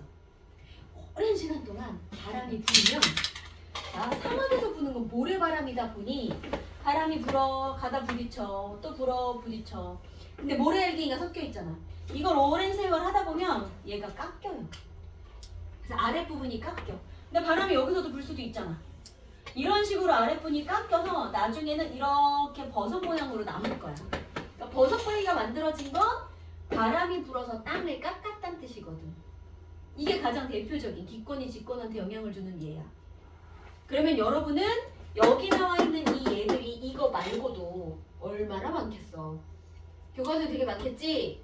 그 예를 여기 있는 것 중에 연결해서 찾을 수 있어야 돼요. 네. 자, 그럼 나머지도 볼까? 우리가 이걸 다 보진 않을 거고 몇 개만 보자. 요거 하나 볼까?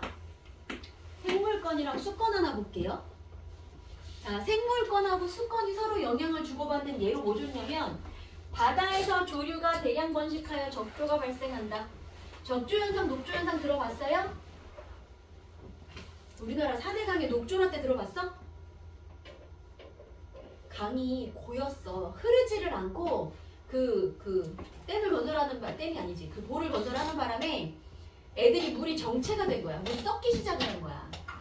그러면서 그 초록색 민물에 사는 초록색 조류들이 있거든. 물고기의 먹이가 되는 애들인데 너무 심하게 많아진 거지. 그걸 녹조라 그러고, 이제 봄 돼서 따뜻해지잖아. 그럼 살살 따뜻해지기 시작하면 바다에도 물고기의 먹이가 되는 적조라고 하는 조그마한 플랑크톤들인데, 붉은색 나는 플랑크톤이 봄 되면 또 막 많아져. 얘가 너무 많아지면 물고기가 다 먹지를 못해. 그런 와중에 너무 많아지잖아? 물고기 아가미에 껴. 물고기들이 죽어. 오히려. 그래서 적조, 녹조 이런 것들은 물이 되게 오염이 되는 상황인 거거든. 그런 봐. 그래서 조류가 번식을 해서 적조 현상이 발생한다는 얘기는 생물이 바다에 많아져서 바다한테 영향을 주는 거야. 돼요? 조류가 많아졌다는 생물이 많아진 거니까. 생물이 수권에. 그럼 얘는 해양 생물이 바다로부터 필요한 성분을 제공받는다는. 생물이 바다로부터 영양분을 받았으니까 수권이 생물한테 영향을 주는 거지. 그치? 그러니까 생물권, 수권, 생물권 이런 관계구나 이렇게 줄 거야. 그래서 이 파트 공부는 어떻게? 여기 있는 얘들 가지고 저기 화살표에 내가 넣을 수 있는가 확인하셔야 돼. 그림으로는 이렇게 나올 거고요. 표로는 이렇게 주는 거야. 다음 페이지 넘어가 보세요. 표에 보시면 여기 있는 표에 얘들이 아까 거기 화살표로 나왔을 때 여러분이 얘가 누구랑 누구랑의 상호작용이구나. 얘가 원인이고 얘네가 영향을 이렇게 준다는 뜻인 거야. 이 표는. 그래서 여기는 직권이 수권한테, 여기는 반대로 수권이 직권한테라는 뜻인 거고, 그래서 여기 있는 얘들 하나씩 읽어보고 이거가 무슨 말인지 모르겠어요. 지금 질문하세요. 한번 찾아봐. 여기 있는 얘가 무슨 말인지 모르겠다.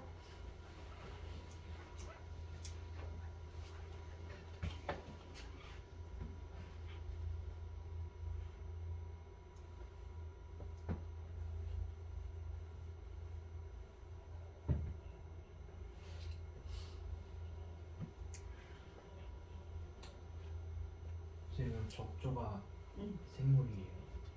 플랑크톤도 생물이에요. 그래서 모르는 얘들 몇 개 있을 텐데. 조경수역. 자, 조경수역은 우리 황금어장이라고 부르거든. 이건 무슨 뜻이냐면 위에서 내려오는 한류랑 아래에서 올라오는 난류랑 찬물과 더운 물이 만나는 지역에 여기 사는 물고기, 여기 사는 물고기 장르별로 되게 많이 살아요. 그래서 요런 거를 황금어장이라 그러거든, 조경수요. 그치? 그럼 이거는 물끼리. 그래서 그냥 수건 내에서 벌어지는 일. 그래서 수건에 들어있는 거야. 또 뭐 어려워요?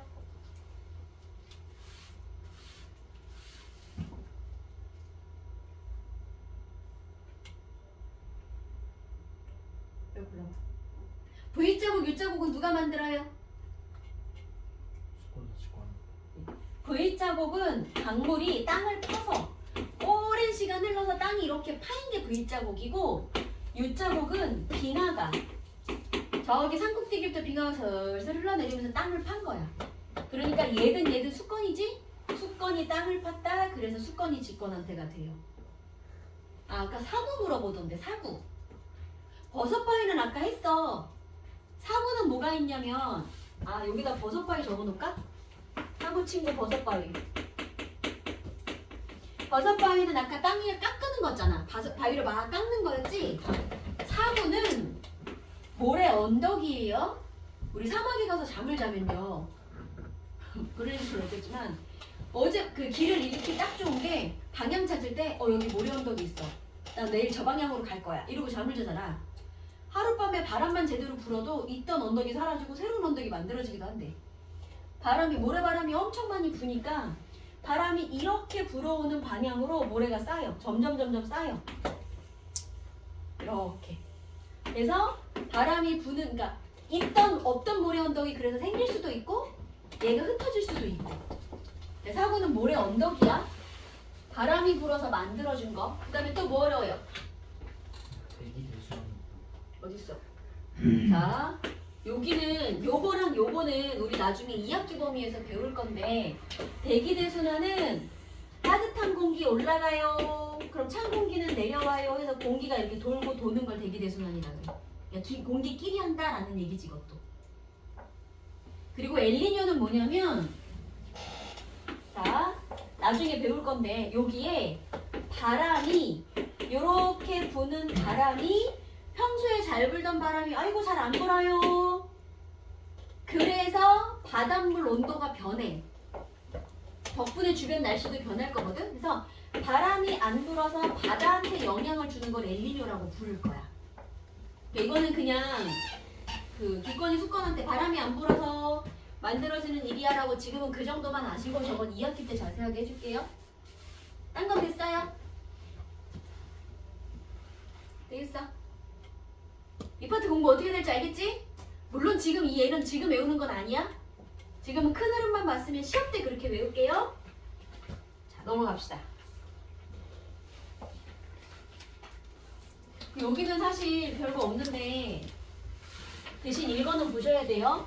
사람이 지구한테 미치는 영향으로 화석연료를 사용해요. 밀림을 파괴해요. 환경오염물질을 만들어요. 사람이 하는 건 되게 뻔한 거지. 그지? 화석연료를 사용해. 요거 한 개만 볼게. 화석연료 성분이 뭐야?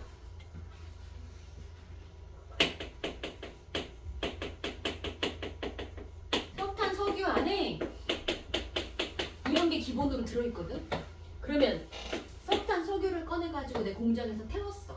이게 탔어. 연소했어. 어떤 물질이 만들어질까요? 연소는 누구 만나는 거니? 탄소. 그러면 화석연료에 있던 탄소가 연소를 했다는 건 이산화탄소가 만들어진다는 얘기야. 그래서 화석연료를 사용해오는 사람이 이산화탄소를 만들어내는구나라는 얘기고, 요거는 나중에 뭐라고도 나올 거냐면, 자, 공기 중에 있는 이산화탄소의 역할은 온실효과. 지구를 따뜻하게 해주는 역할을 할 거야. 온실효과도 2학기에 자세하게 나올 거야. 지금은 그런 역할만 한다. 그래서 태양에서 오는 에너지가 통과해서 지구를 막 데폈어.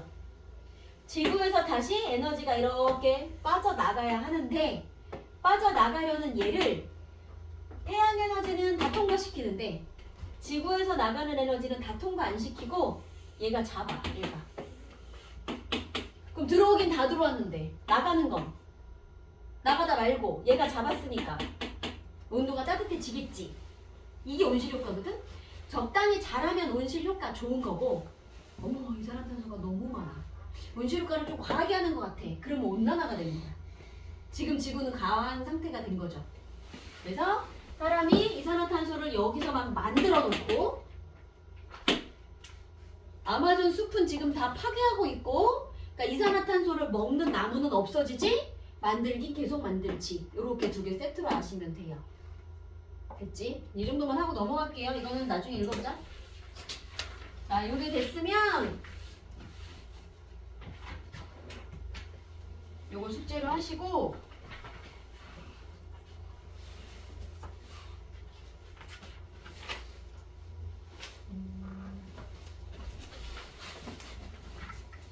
여기까지는 하고 쉬자.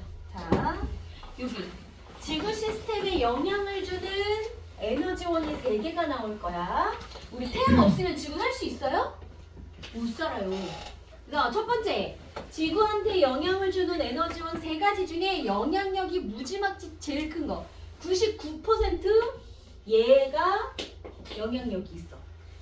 태양 에너지 없으면 아무도 못 살아. 어떤 식으로 영향을 줄 거냐면, 당연히 식물 광합성 할 때 태양이 있어야 되지. 식물이 살아야 그거 먹고 동물도 사는 거니까. 너무 당연해.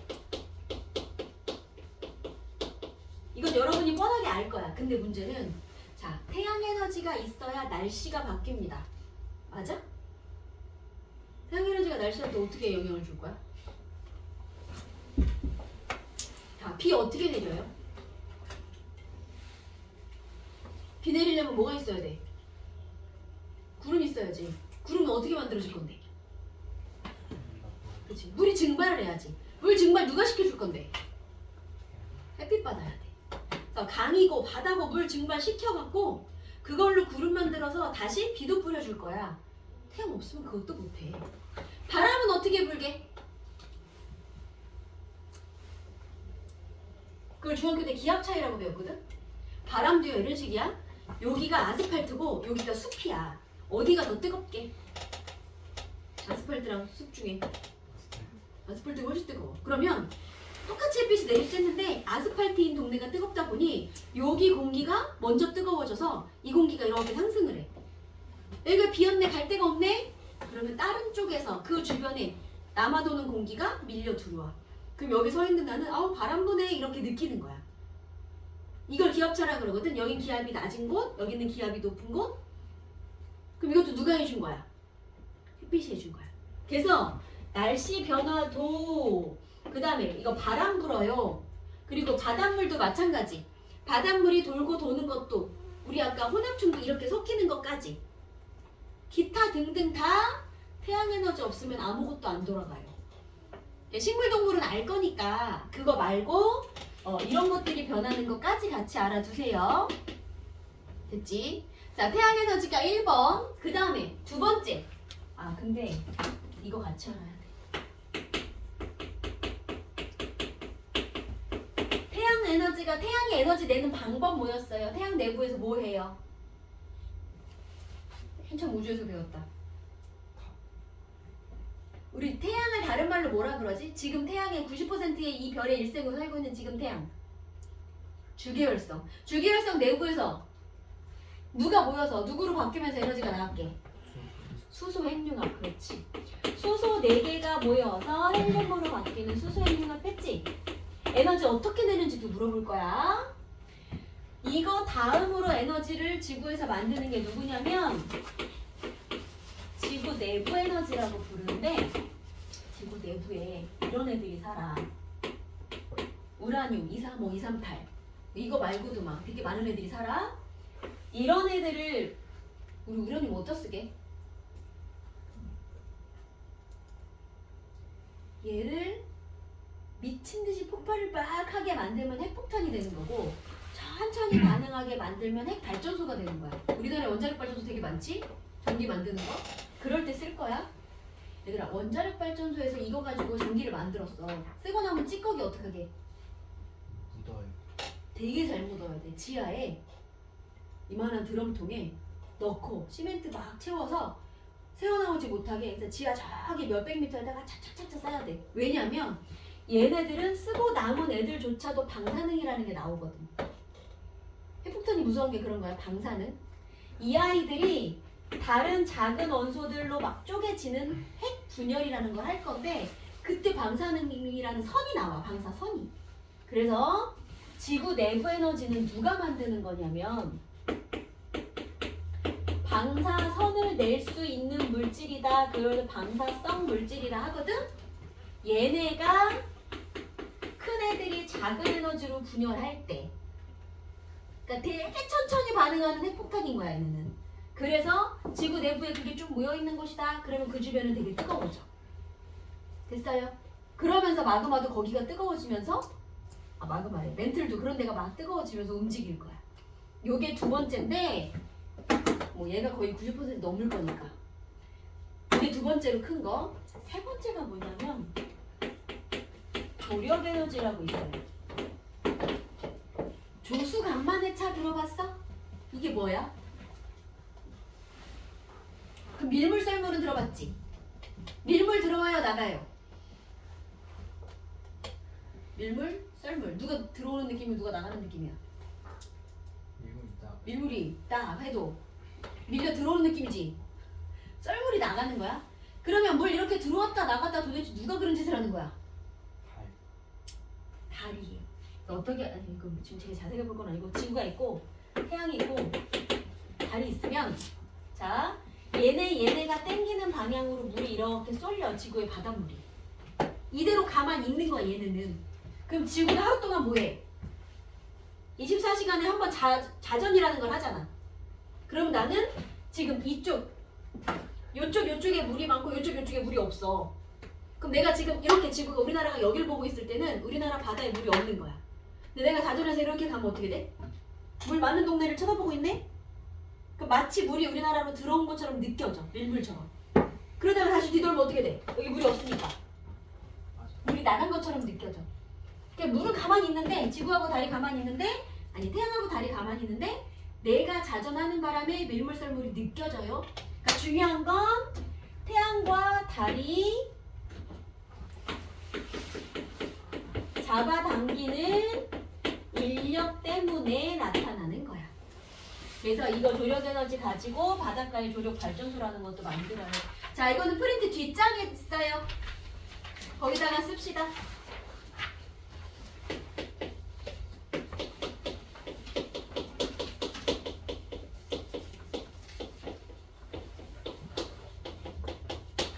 되게 중요합니다.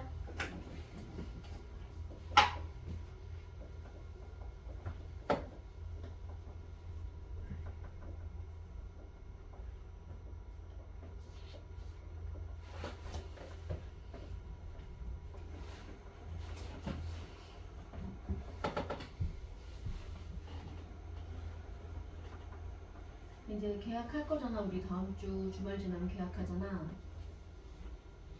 수업하러 가기 전에 교과서, 우주 파트, 교과서 한 번씩 읽고 가세요. 정도.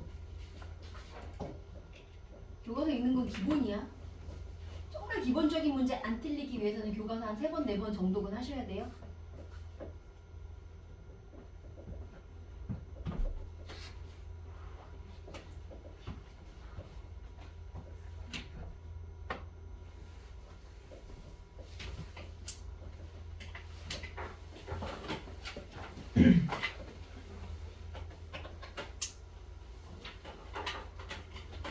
됐나요? 그러면 요거 하나만 보고 좀 쉽게 여기까지만 이어지니까 여기만 볼게요. 요 말이 뭐냐면 얘들아 위도가 뭐야? 지구 그림 이렇게 있으면 위도 가로로 있는 선을 위도라 그래. 우리나라 위도 몇 도쯤에 있어요?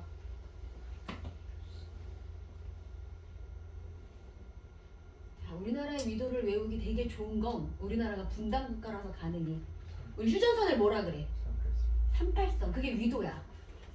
38도쯤에 휴전선이 딱 있어. 38도 기준으로 이렇게 걸쳐 있는 거야. 남한하고 북한이. 그지?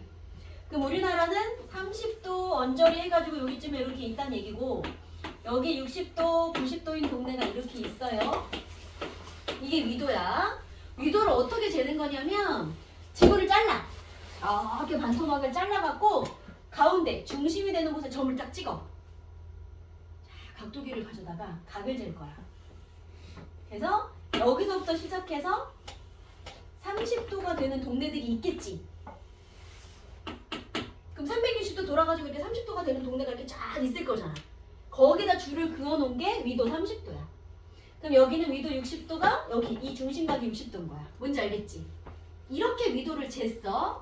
이래놓고 햇빛이 비춰볼게요. 자, 태양빛이 이렇게 들어옵니다.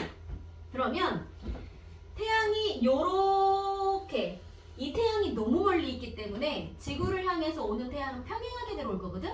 이렇게 들어올 건데 자, 위도 0도인 동네의 이 사람은 여기 서 있는 사람 입장에서는 햇빛이랑 내가 서 있는 땅이랑 이루는 각도가 몇 도로 느껴지겠어요? 90도. 그치? 90도로 느껴지겠지? 이렇게 그럼 여기에 지금 사선으로 여기 우리는 이렇게 사선으로 서 있을 거니까 그럼 내 입장에서는 햇빛이 이렇게 들어왔어. 그럼 햇빛이랑 요 땅이랑 이루는 게 이제 사선이 아닌데 조금 각도가 생겼네? 그치? 그럼 여기 있는 사람 입장에서는 역시 약간 기울어지게 들어오는 거고 여기 있는 사람은 어떨까? 땅이랑 햇빛이랑 그냥 0도로 들어오는 것처럼 느껴지지 않겠니? 이해돼? 그래서 위도가 0도인 사람은 햇빛이 오히려 90도로 들어오는 것처럼 느껴지고 위도가 90인데 있는 사람은 햇빛이 0도로 들어오는 것처럼 느껴지는 거야. 이때 태양이 지표면이랑 이루는 이 각을 우리는 고도라고 부를 거예요. 그래서 고도가 90이면 이 동네 더워 추워? 적도지방 더워. 햇빛이 수직으로 이렇게 빡 꽂히면 이 동네 되게 더워. 근데 햇빛이 사선으로 이렇게 들어가면 마치 아침, 점심, 저녁으로 생각해도 돼. 아침, 저녁엔 햇빛이 사선이지. 근데 점심이 어때? 이렇게 뜨면 거의 머리 꼭대기겠지. 제일 더운 이유가 그런 거야. 그래서 태양의 고도가 높으면 높을수록 뜨거워. 에너지가 많이 들어오는 거거든. 그러니까 고도가 높은 이 위도 0도인 지방이 제일 뜨거울 수밖에 없어요. 그래서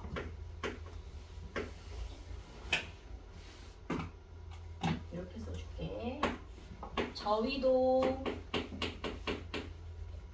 즉 적도 지방에 해당하는 부분은 위도가 0도인 곳은 반대로 고도가 90이고 그래서 에너지가 되게 많고 반면에 고위도 극지방인 곳은 반대로 고도가 되게 작을 거고 그래서 에너지 적고 되게 추울 거고 이거는 그런 그림인 거예요. 네? 그러면 여기가 되게 따뜻하고 여기가 되게 추운 거잖아. 그럼 이 따뜻한 열하고 추운 열하고 혹시 누군가 섞어주는 누군가 있지 않을까? 따뜻한 열 이렇게 가져가고 추운 열도 다시 가져다가 데펴주고 이렇게 돌고 도는 애가 있어. 누가 이런 거 해줄 수 있을까? 바람이 하지 못할 거야. 바람이랑 바닷물이 해줄 거예요. 우리는 그걸 대기하고 해수가 섞어준다 말할 거. 여기 줄 칠게요. 대기 해수의 순환을 통해 에너지가 저위도에서 고위도로 갈 수 있어요. 이렇게 줄 하나만 치고 요것만 쓰고 조금만 쉴게요. 이건 책에 줄 치세요. 그래서 되게 바빠. 자, 보세요. 여기 얼른 끝내고 쭉 뛰어오자. 보자. 우리 지구 시스템에 영향을 주는 에너지원 세 가지 뭐 있었어요? 태양 에너지, 지구 내부 에너지, 조력 에너지. 자, 그 중에 지구 내부 에너지가 지구한테 아니다. 태양 에너지가 지구한테 어떻게 영향을 미치게를 볼 건데, 봐봐.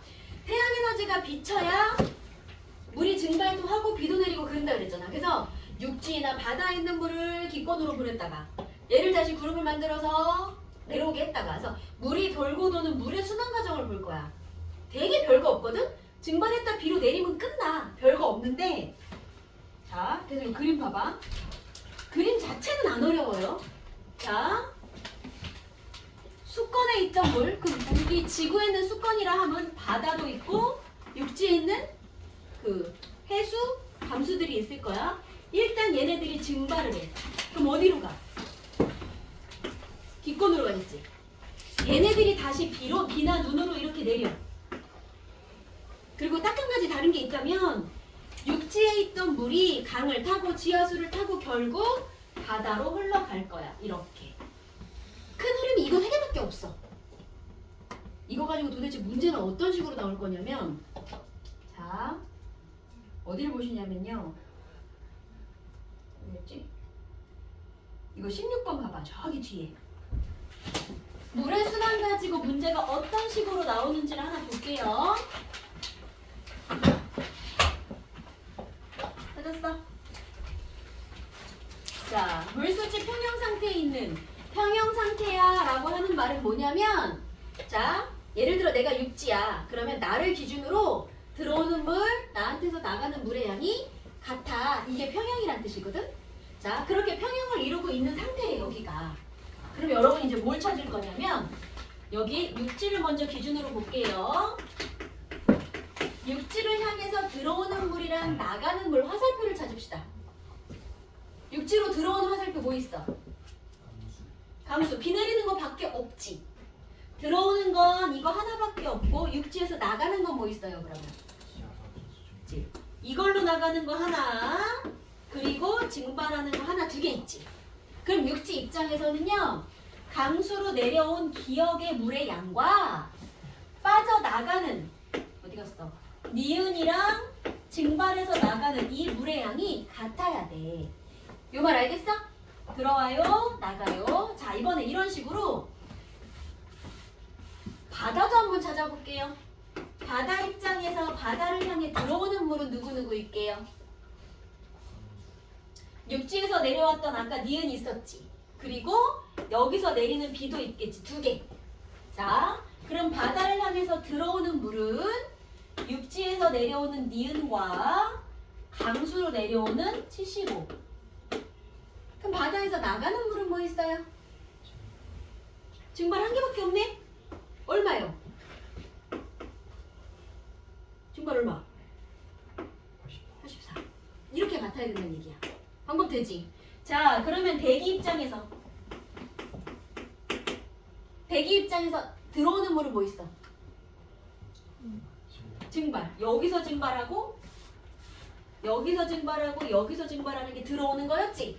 그럼 들어오는 게 16 더하기 84인 거고요.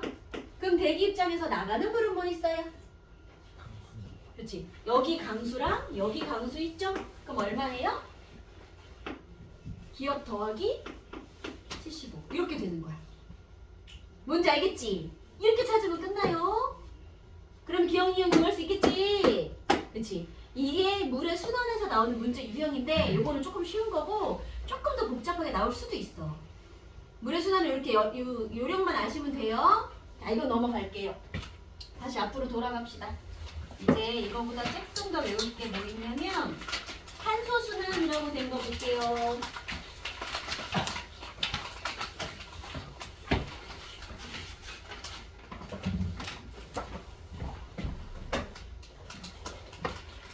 자, 이거는 처음에 요거부터 아셔야 돼. 지구상에 탄소가 없는 물질은 사실 거의 없다고 봐도 되는데 우리 앞에서 생명체 구성 물질로요. 탄소가 들어있는 물질 5글자로 뭐라 불렀게? 탄소를 기본 골격으로 하는 물질 탄소화합물이라 그랬지. 탄소화합물 종류 4가지 배웠다. 누구 여기 있어? 탄수화물, 지질, 또 단백질, 핵산. 그렇지. 이런 애들이 없는 생명체는 없어. 식물이건 동물이건. 그래서 식물이나 동물이나 생명체의 몸에는 주로 뭘로 들어있냐면 유기물로 들어있어. 이게 탄수화물, 단백질, 지질, 핵산 걔네들 말한다고 생각하시면 돼요. 유기물이라는 이름 알겠어? 이거랑 같은 이름이라고 생각하시면 되고 자 이제 여러분이 밥 먹은 거 가지고 내가 숨을 쉽니다. 그럼 포도당 같은 영양분 유기물을 막 먹었어. 숨 쉬면 무슨 기체로 바뀌어서 나가요? 이산화탄소. 공기 중에는 거의 다 이산화탄소야. 탄소로 존재해. 그럼 대부분 이산화탄소고 가끔 메테인으로도 존재하는데 메테인은 자 소가 숨을 쉬면 이산화탄소로 나가고 소가 트림을 하거나 방구를 끼면 메테인으로 나가. 어쨌건 생명체에서 주로 많이 나가고 아니면 뭔가가 분해 그 썩을 때 부패될 때 그럴 때도 이걸로 나가는데 사실은 얘가 영향력이 훨씬 커. 일단 이산화탄소를 외울게요. 그 다음에 땅에는 탄소가 어떤 식으로 묻혀있을 거냐면 여기 자 화석연료로 묻혀있대. 화석연료 성분이 석탄석유였지. 석탄석유 어떻게 만들어져요? 본 적 있나? 아니 들어본 적 있나? 자 석탄석유는 동물이나 식물의 그러니까 뭉태기로 있던 동물 식물들이 어떤 지각 변동을 받아가지고 왕창 땅에 묻히는 거야. 근데 썩으면 안 돼. 썩기 전에 다른 땅이 덮이면서 이렇게 화석 연료로 되는 과정을 밟아야 돼. 어쨌거나 쉬운 건 아닌데 동물 식물이 묻혀서 만들어. 그럼 동물 식물 안에 탄소 없어? 많지. 그래서 화석 연료, 석탄석유 그러시면 아 동식물이 묻힌 거구나. 탄소가 많겠구나. 땅 속에 있는 탄소는 주로 화석연료고요. 그 다음에 하나 더. 요 아이. 탄산형 광물이라고 돼 있지. 여기다가 탄산칼슘이라고 적어주세요.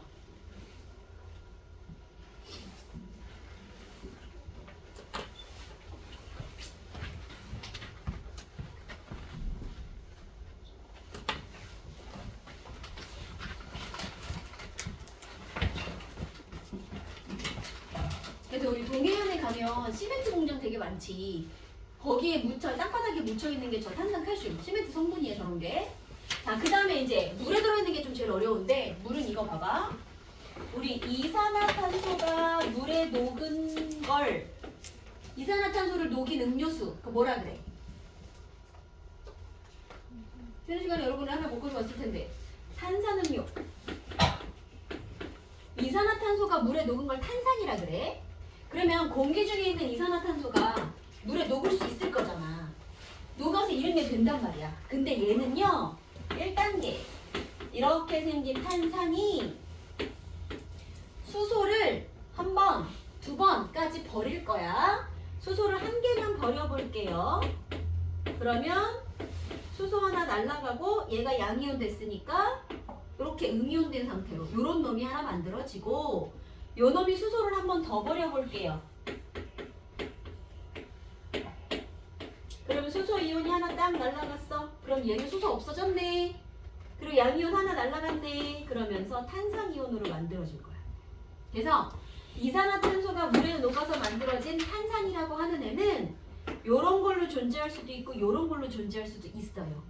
얘가 무슨 이온이요? 우리 외웠지? 탄소랑 산소랑 만났어요. 얘가 탄산이온. 얘는 뭐라고 부르게? 탄산에 누구 붙었어? 수소. 탄산 수소 이온이야. 그래서 물에 존재하는 애들은 이렇게 두 가지예요. 자, 요거 시간 줄게. 우리 프린트에 뒷면에 거기 표 적는 데 있을 거거든? 거기다가 적을게요. 저 표 그대로 해갖고 거기 적자 그냥. 뒷장에 요 표를 적으시면 돼요. 어떻게 어떤 모양으로 존재하는지 일단 외우셔야 돼.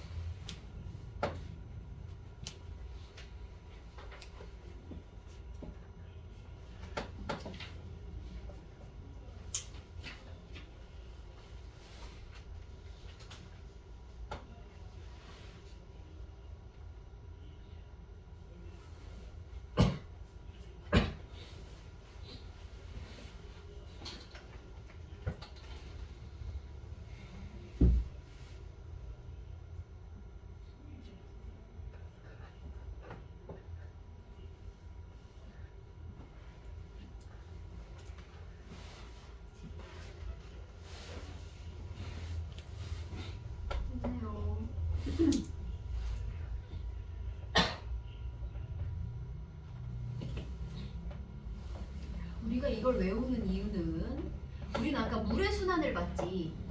물이 증발했다, 비로 내렸다 뭐 이런 걸 봤고 지금은 탄소 순환을 볼 거야. 탄소라는 아이가 어딘가에서는 CO2로 들어있고 어딘가에서는 이런 식으로 들어있고 또 어딘가에서는 이런 식으로 들어있고 모양은 다 바뀔 건데 여기 들어있는 탄소들은 여기 있던 놈이 여기로 가고 여기 있던 놈이 여기로 가고 이렇게 바뀔 거란 얘기인 거지. 그래서 탄소가 어떻게 돌고 돌게 이거를 볼 거예요. 얘는 모양이 바뀔 거니까 조금 어려운 거야. 그럼 보세요. 자, 이것도 마찬가지. 어떤 식으로 나올 거냐면 이렇게 그림을 주고 여기다 ABCD 주는 거야. 또 여기다 아니면 번호만 주는 거지. 이름 없이. 그러면 식물이 있어. 식물이 여기 있는 이산화탄소를 자기가 먹었대. 식물이 이산화탄소 먹고 영양분 만드는 걸 우리 뭐라 그래? 광합성. 그러니까 이렇게 화살표 나오면 너는 광합성이겠구나 이렇게 읽어야 되고.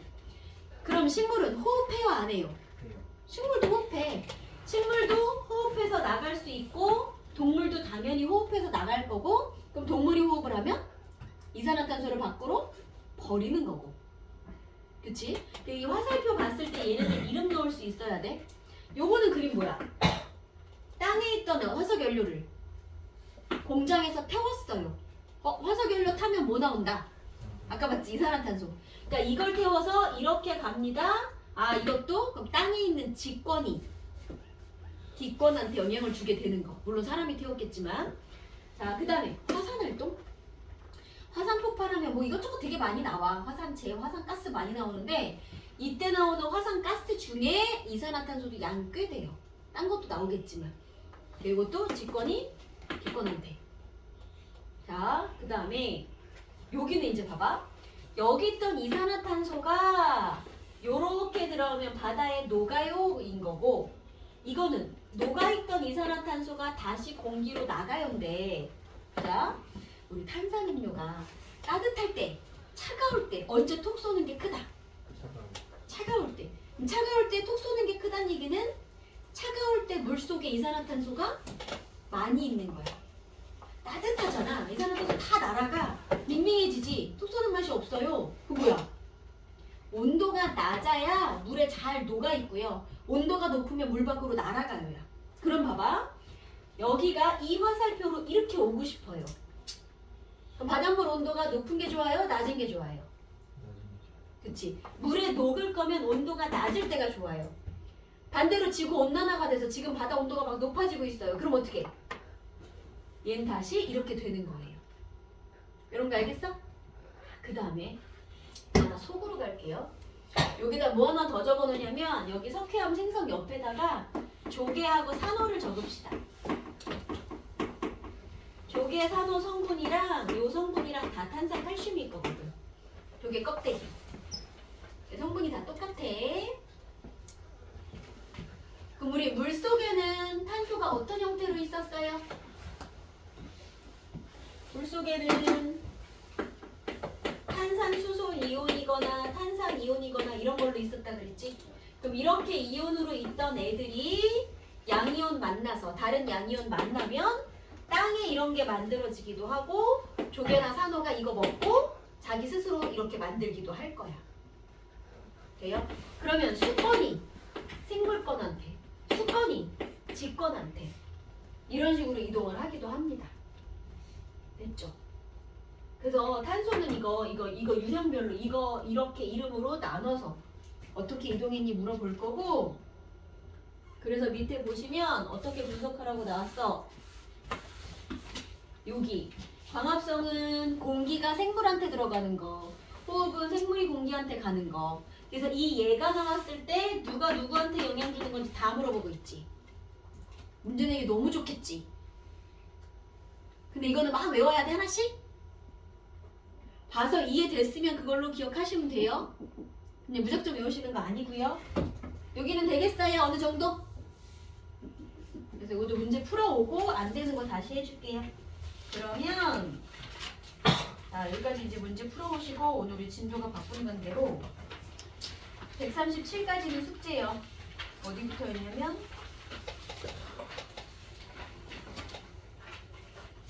어디부터였지? 37.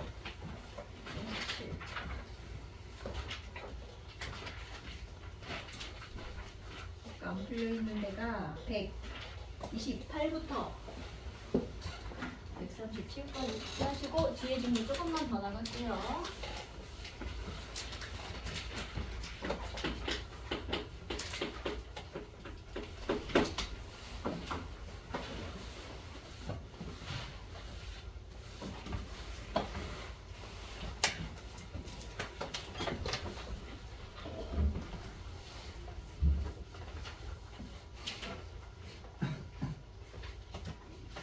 오늘 새로 준비가 나갈 거 잃어버리지 말고 필기 잘 해내세요.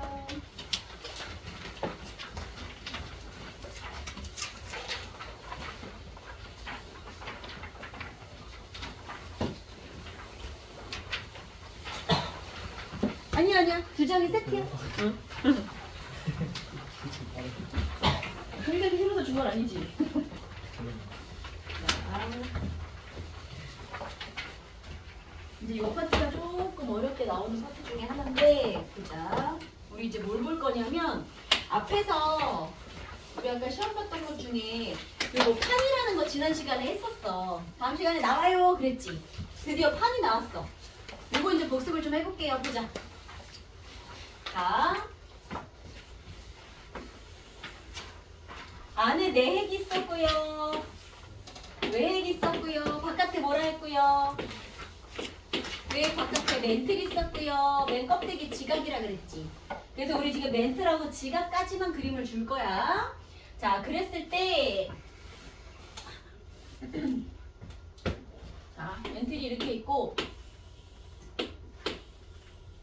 두꺼운 거, 얇은 거 누가 대륙지각이에요? 두꺼운 거. 두꺼운 거. 얘가 대륙지각, 얘가 바닷속에 있는 해양지각. 얘네는 지금 멘틀 위에 떠 있는 거잖아.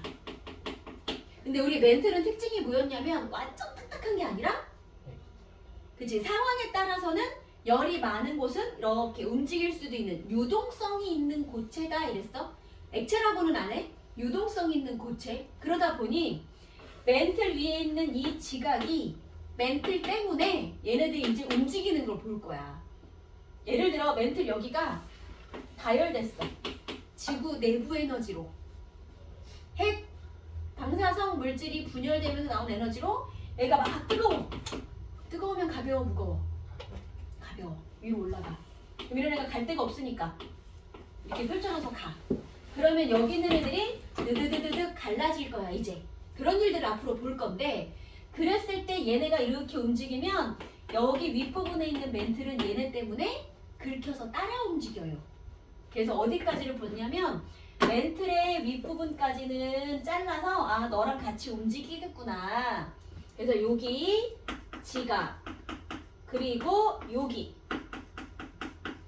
멘틀의 윗부분, 멘틀의 상부, 여기까지를 우리는 판이라고 부를 거야.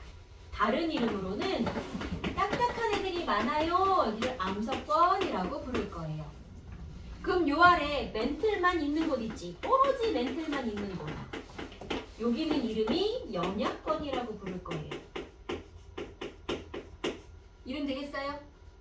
암석권이랑 판은 그냥 같은 이름이야. 옆모습으로 보면 지각 더하기 멘틀 상부까지고, 얘를 위에서 보면 이런 그림이 나오는 거야. 그래서 위에서 봤을 때 요렇게 생긴 애들, 요렇게 생긴 애들 하나하나를 판이라고 부를 거야. 그 아이의 옆모습은 이건 거고요. 됐죠? 자, 우리 이것도 보자. 아까 시험 볼 때 얘네들 암석 성분까지 쓴 사람이 한 명 있었어. 그것까지 외워져 있으면 돼. 오늘 외울게요 이제. 대륙지각, 해양지각 중에 누가 밀도가 컸게? 사이즈 큰 애, 사이즈 작은 애? 작은 애. 밀도는 얼마나 촘촘하냐잖아. 얘는 등치는 큰데 상대적으로 밀도가 높지 않아. 덜 촘촘해. 얘는 등치는 작은데 되게 촘촘해. 밀도가 커. 그래서 대륙보다는 해양지각의 밀도가 좀 더 크고요. 그러면 멘틀은 얘네보다 밀도가 어떨까? 작을까 클까? 커요. 이거 어떻게 판단하면 좋을까? 얘들 안에 있는 핵은 그럼 멘틀보다 밀도가 클까 작을까? 커요. 안쪽부터 커요. 이게 무슨 얘기였냐면 그 마그마 바다에 있던 시절에 핵 어떻게 만들었어?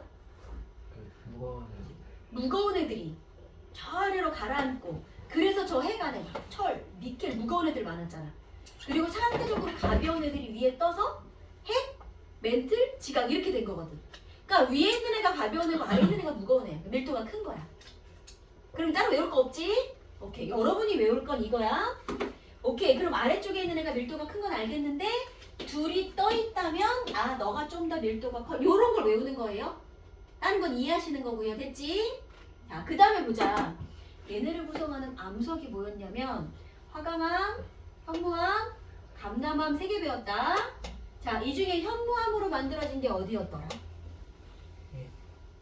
현무암 어떻게 외우기로 했지? 현무암의 대표 제주도. 제주도 도라르방, 그치? 바닷가에서 화산 폭발해서 만든 거잖아. 바닷가에서. 그 뭐야? 해양지각의 현무암이야. 이제 오늘은 안 까먹을게요. 그 다음에 얘가 뭐였게? 하얀 돌멩이에 검은점 쫙쫙쫙 박히네. 얘가 화강암. 아 그러면 화강암보다 현무암이 좀 더 밀도가 크단 얘기구나. 얘가 누구였게? 멘틀. 감. 요 놈이 감남암이었어. 이건 어쩔 수 없어. 얘는 외워야 돼. 그래서 도라르방으로 바닷가 외우세요. 됐지?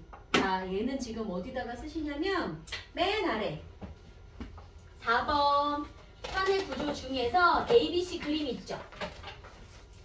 ABC 그림에 A 더하기 B까지 여기가 A고 여기가 B고 여기가 C인 거거든.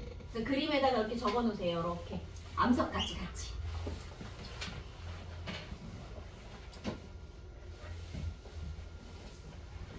여기다 그냥 여기다. 그럼 B가 멘틀 상도가 되는 거예요.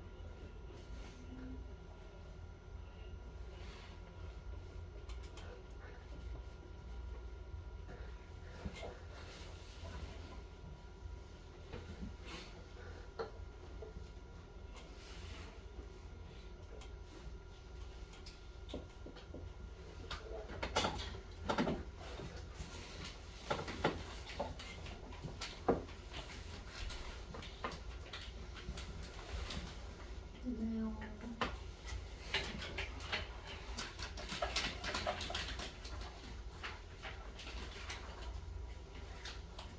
네, 이렇게 됐으면 그래서 요 판이 두께로는 어느 정도까지냐면 여기냐 여기냐에 따라 두께가 조금 다르긴 하겠지만 약 100km 정도 까지는 판 암석권이라고 부르고 그 이하 400km까지를 연약권이라고 부를 거야. 100이 기준이구나 정도만 알아두세요. 됐지? 자 이렇게 생겼고요. 이제 이게 됐으면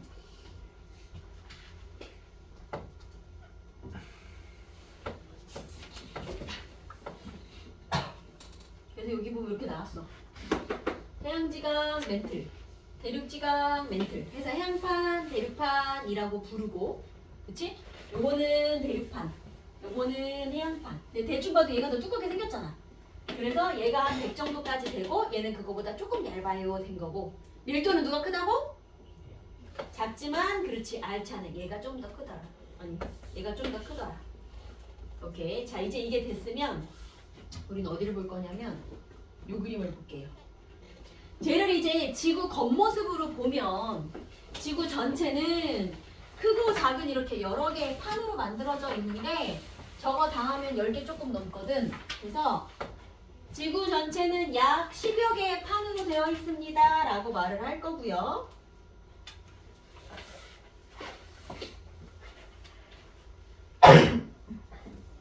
얘네들 이름을 좀 볼게. 저 지도에서 우리나라 찾을 수 있어요? 우리나라 어딨게? 여기. 되게 조그맣게 있어. 그럼 요 앞에 일본이 이렇게 있을 거고. 그럼 여기를 포함해서 여기 중국, 이쪽에 러시아, 저기 유럽까지. 유럽과 아시아를 합쳤다 그래서 유라시아판이라고 불러요. 얘는 대륙판이야, 해양판이야? 대륙판. 그치? 우리 육지에 사니까 여긴 대륙판이야. 그 다음에 이쪽으로 건너가면 북아메리카, 남아메리카 대륙이 있어요. 그래서 여기는 북아메리카판, 남아메리카판, 여기도 대륙판. 그럼 여기는 무슨 바다야? 여기가 태평양, 제일 큰 바다. 그럼 여기는 해양판이겠지. 그치? 이런 식으로 되게 유명한 판때기들이 있을 거야. 나중에 이제 판 이름을 외울 건데. 그래서 이런 거 이렇게 세보면 아 얘가 10개가 좀 넘는 이런 판으로 되어 있어. 근데 여기 화살표 봐라. 화살표가 되게 가지가지 있거든? 이게 무슨 얘기냐면 이 판이 이동하는 방향이야. 예를 들면 여기 태평양판은요. 지금 전체적으로 화살표가 이렇게 가고 있지. 그러면 이렇게 밀려가는 거고 유라시아판은 이쪽으로 오고 있어. 그럼 유라시아판하고 태평양판은 만나는 중이다. 그 다음에 여기 태평양판이랑 여기 있는 나스카판이라고 하는 애가 있는데 얘는 화살표가 어때? 반대지. 아, 이 판이랑 이 판은 멀어지고 있는 중이구나 이런 뜻이고 얘랑 얘랑은 어때 지금 화살표가? 엇갈리고 있지? 이건 스쳐가는 중인 거야. 그래서 우리는 앞으로 판의 테두리, 경계 부분에 누군가랑 만나는 부분이 있을 수도 있고요. 누군가랑 헤어지는 부분이 있을 수도 있고요. 누군가와 스쳐가는 부분이 있을 수도 있고요. 그래서 이런 거를 이제 다음 시간에 판의 경계라는 걸 배울 거고 오늘은 그거 말고 그 전에 이게 일단 판이었으면 다시 돌아가서 이걸 볼게요. 아까 그 판이랑 이거랑 이제 같은 그림인데 여기서 원하는 건 뭐냐면 자 동그라미는 지진, 세모는 화산이 많이 있는 곳이래. 근데 대충 막 보면 지진이랑 화산이랑 막 섞여 있어. 지진 일어날 때 화산 폭발을 해야 해? 우리나라에서 지진 일어난 적 있어 없어? 있어요. 있어. 포항에서 예전에 막 몇 년 전에 지진 일어나 수능 전날? 전전날? 지진 일어나서 난리 났었잖아. 일주일 전이었나? 한 일주일 전쯤에 수능 일주일 전에 그 수능 미뤄지고 난리도 아니었거든? 그 봐. 그때 화산 폭발했어? 안 했어. 근데 얘들아 화산이 폭발할 때는 지진이 일어날까 안 일어날까? 이건 100%야. 화산이 드드드드 폭발하려고 그러면 주변이 흔들려. 그러니까 화산이 폭발할 때는 지진이 일어난다고 보시면 되는데 지진이 있는 곳에 항상 화산이 폭발하는 건 아닌 거지. 근데 얼추 비슷하긴 해. 지진이 있는 거 화산이 일어나는 곳이 얼추 비슷해. 그래서 지진이 일어나는 곳을 지진대, 화산이 일어나는 곳을 화산대라고 부르는데 걔네들 보면 여기가 얼추 비슷하고요. 그 중에 전 세계적으로 지진 화산이 가장 많이 모여 있는 곳이 어디냐면 여기. 아까 그 태평양판 주변이 가장 많아. 그래서 여기 태평양을 중심으로 이렇게 둥글게 도는 부분에 지진 화산이 특히나 여기가 엄청 많지. 그래서 태평양을 둥글게 둘러싸고 있다. 그래서 둥글 환자를 써서 환태평양이라고 부를 거예요. 환태평양 지진대, 환태평양 화산대 또는 합쳐서 환태평양 조산대 이렇게 불러. 여기가 가장 전 세계적으로 제일 많은 곳. 여기까지 되겠어요? 그치? 그럼 이제 줄 칠게요. 위에 올라가서 줄 칩시다. 어디냐면 자 여기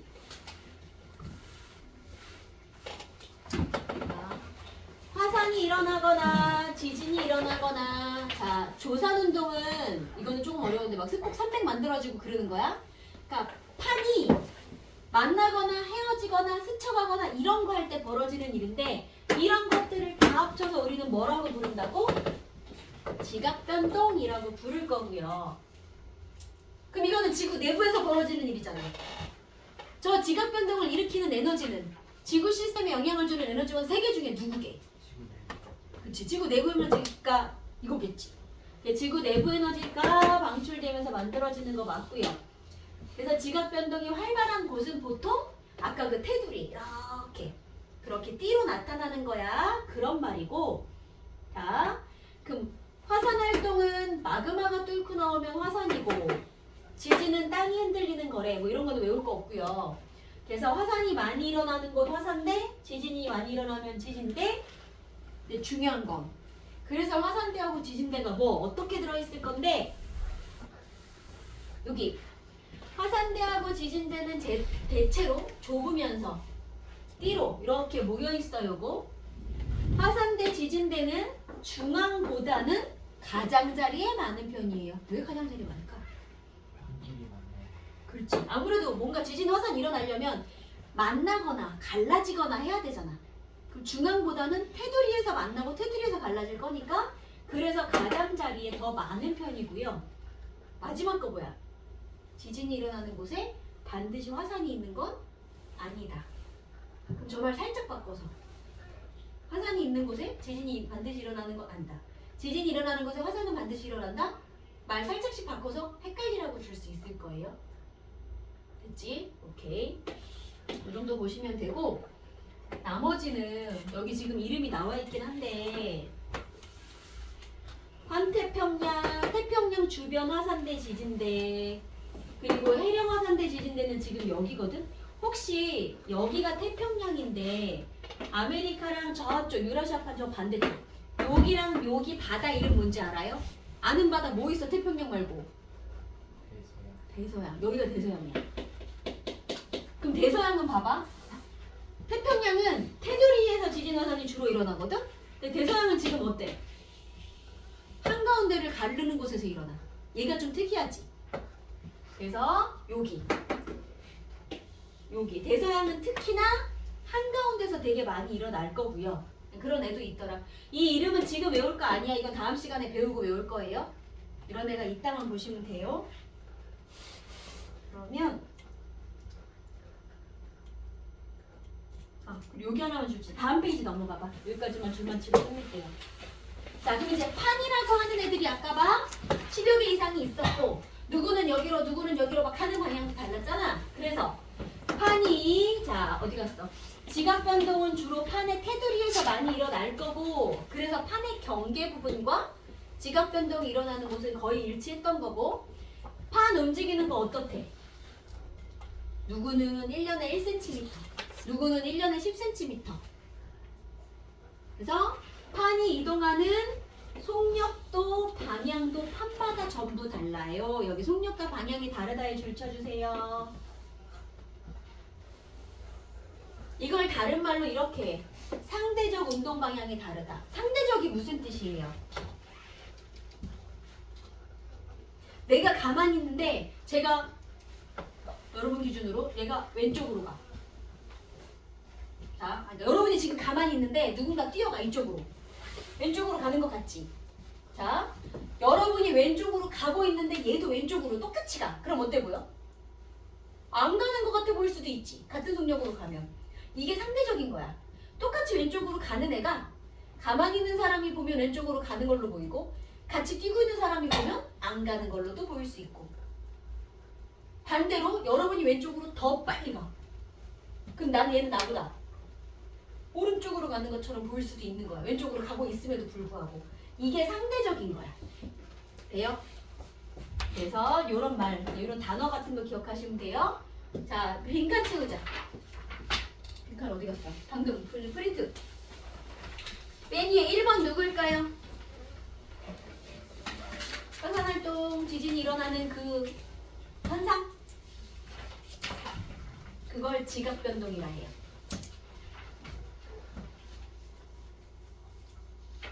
그 다음에 이번에 변동, 그럼 에너지원 누구였어? 이런 게 일어나는 이유? 지구 내부 에너지.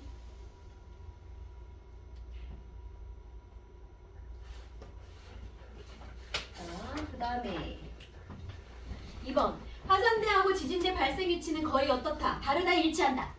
거의 일치한다. 자, 주로 어디에서 띠 모양으로? 판의 경계, 그렇지. 테두리 부분에서. 중앙이 아니라 환의 경계 부분에서.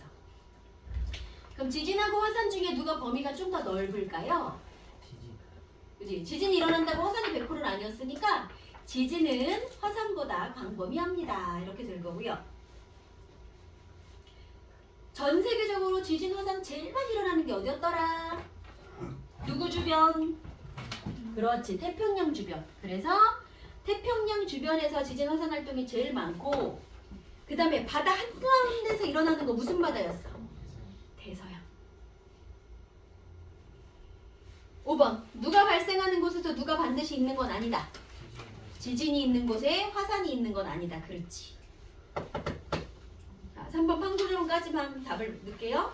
지구 표면은 크고 작은 약 몇 개 정도? 10여 개.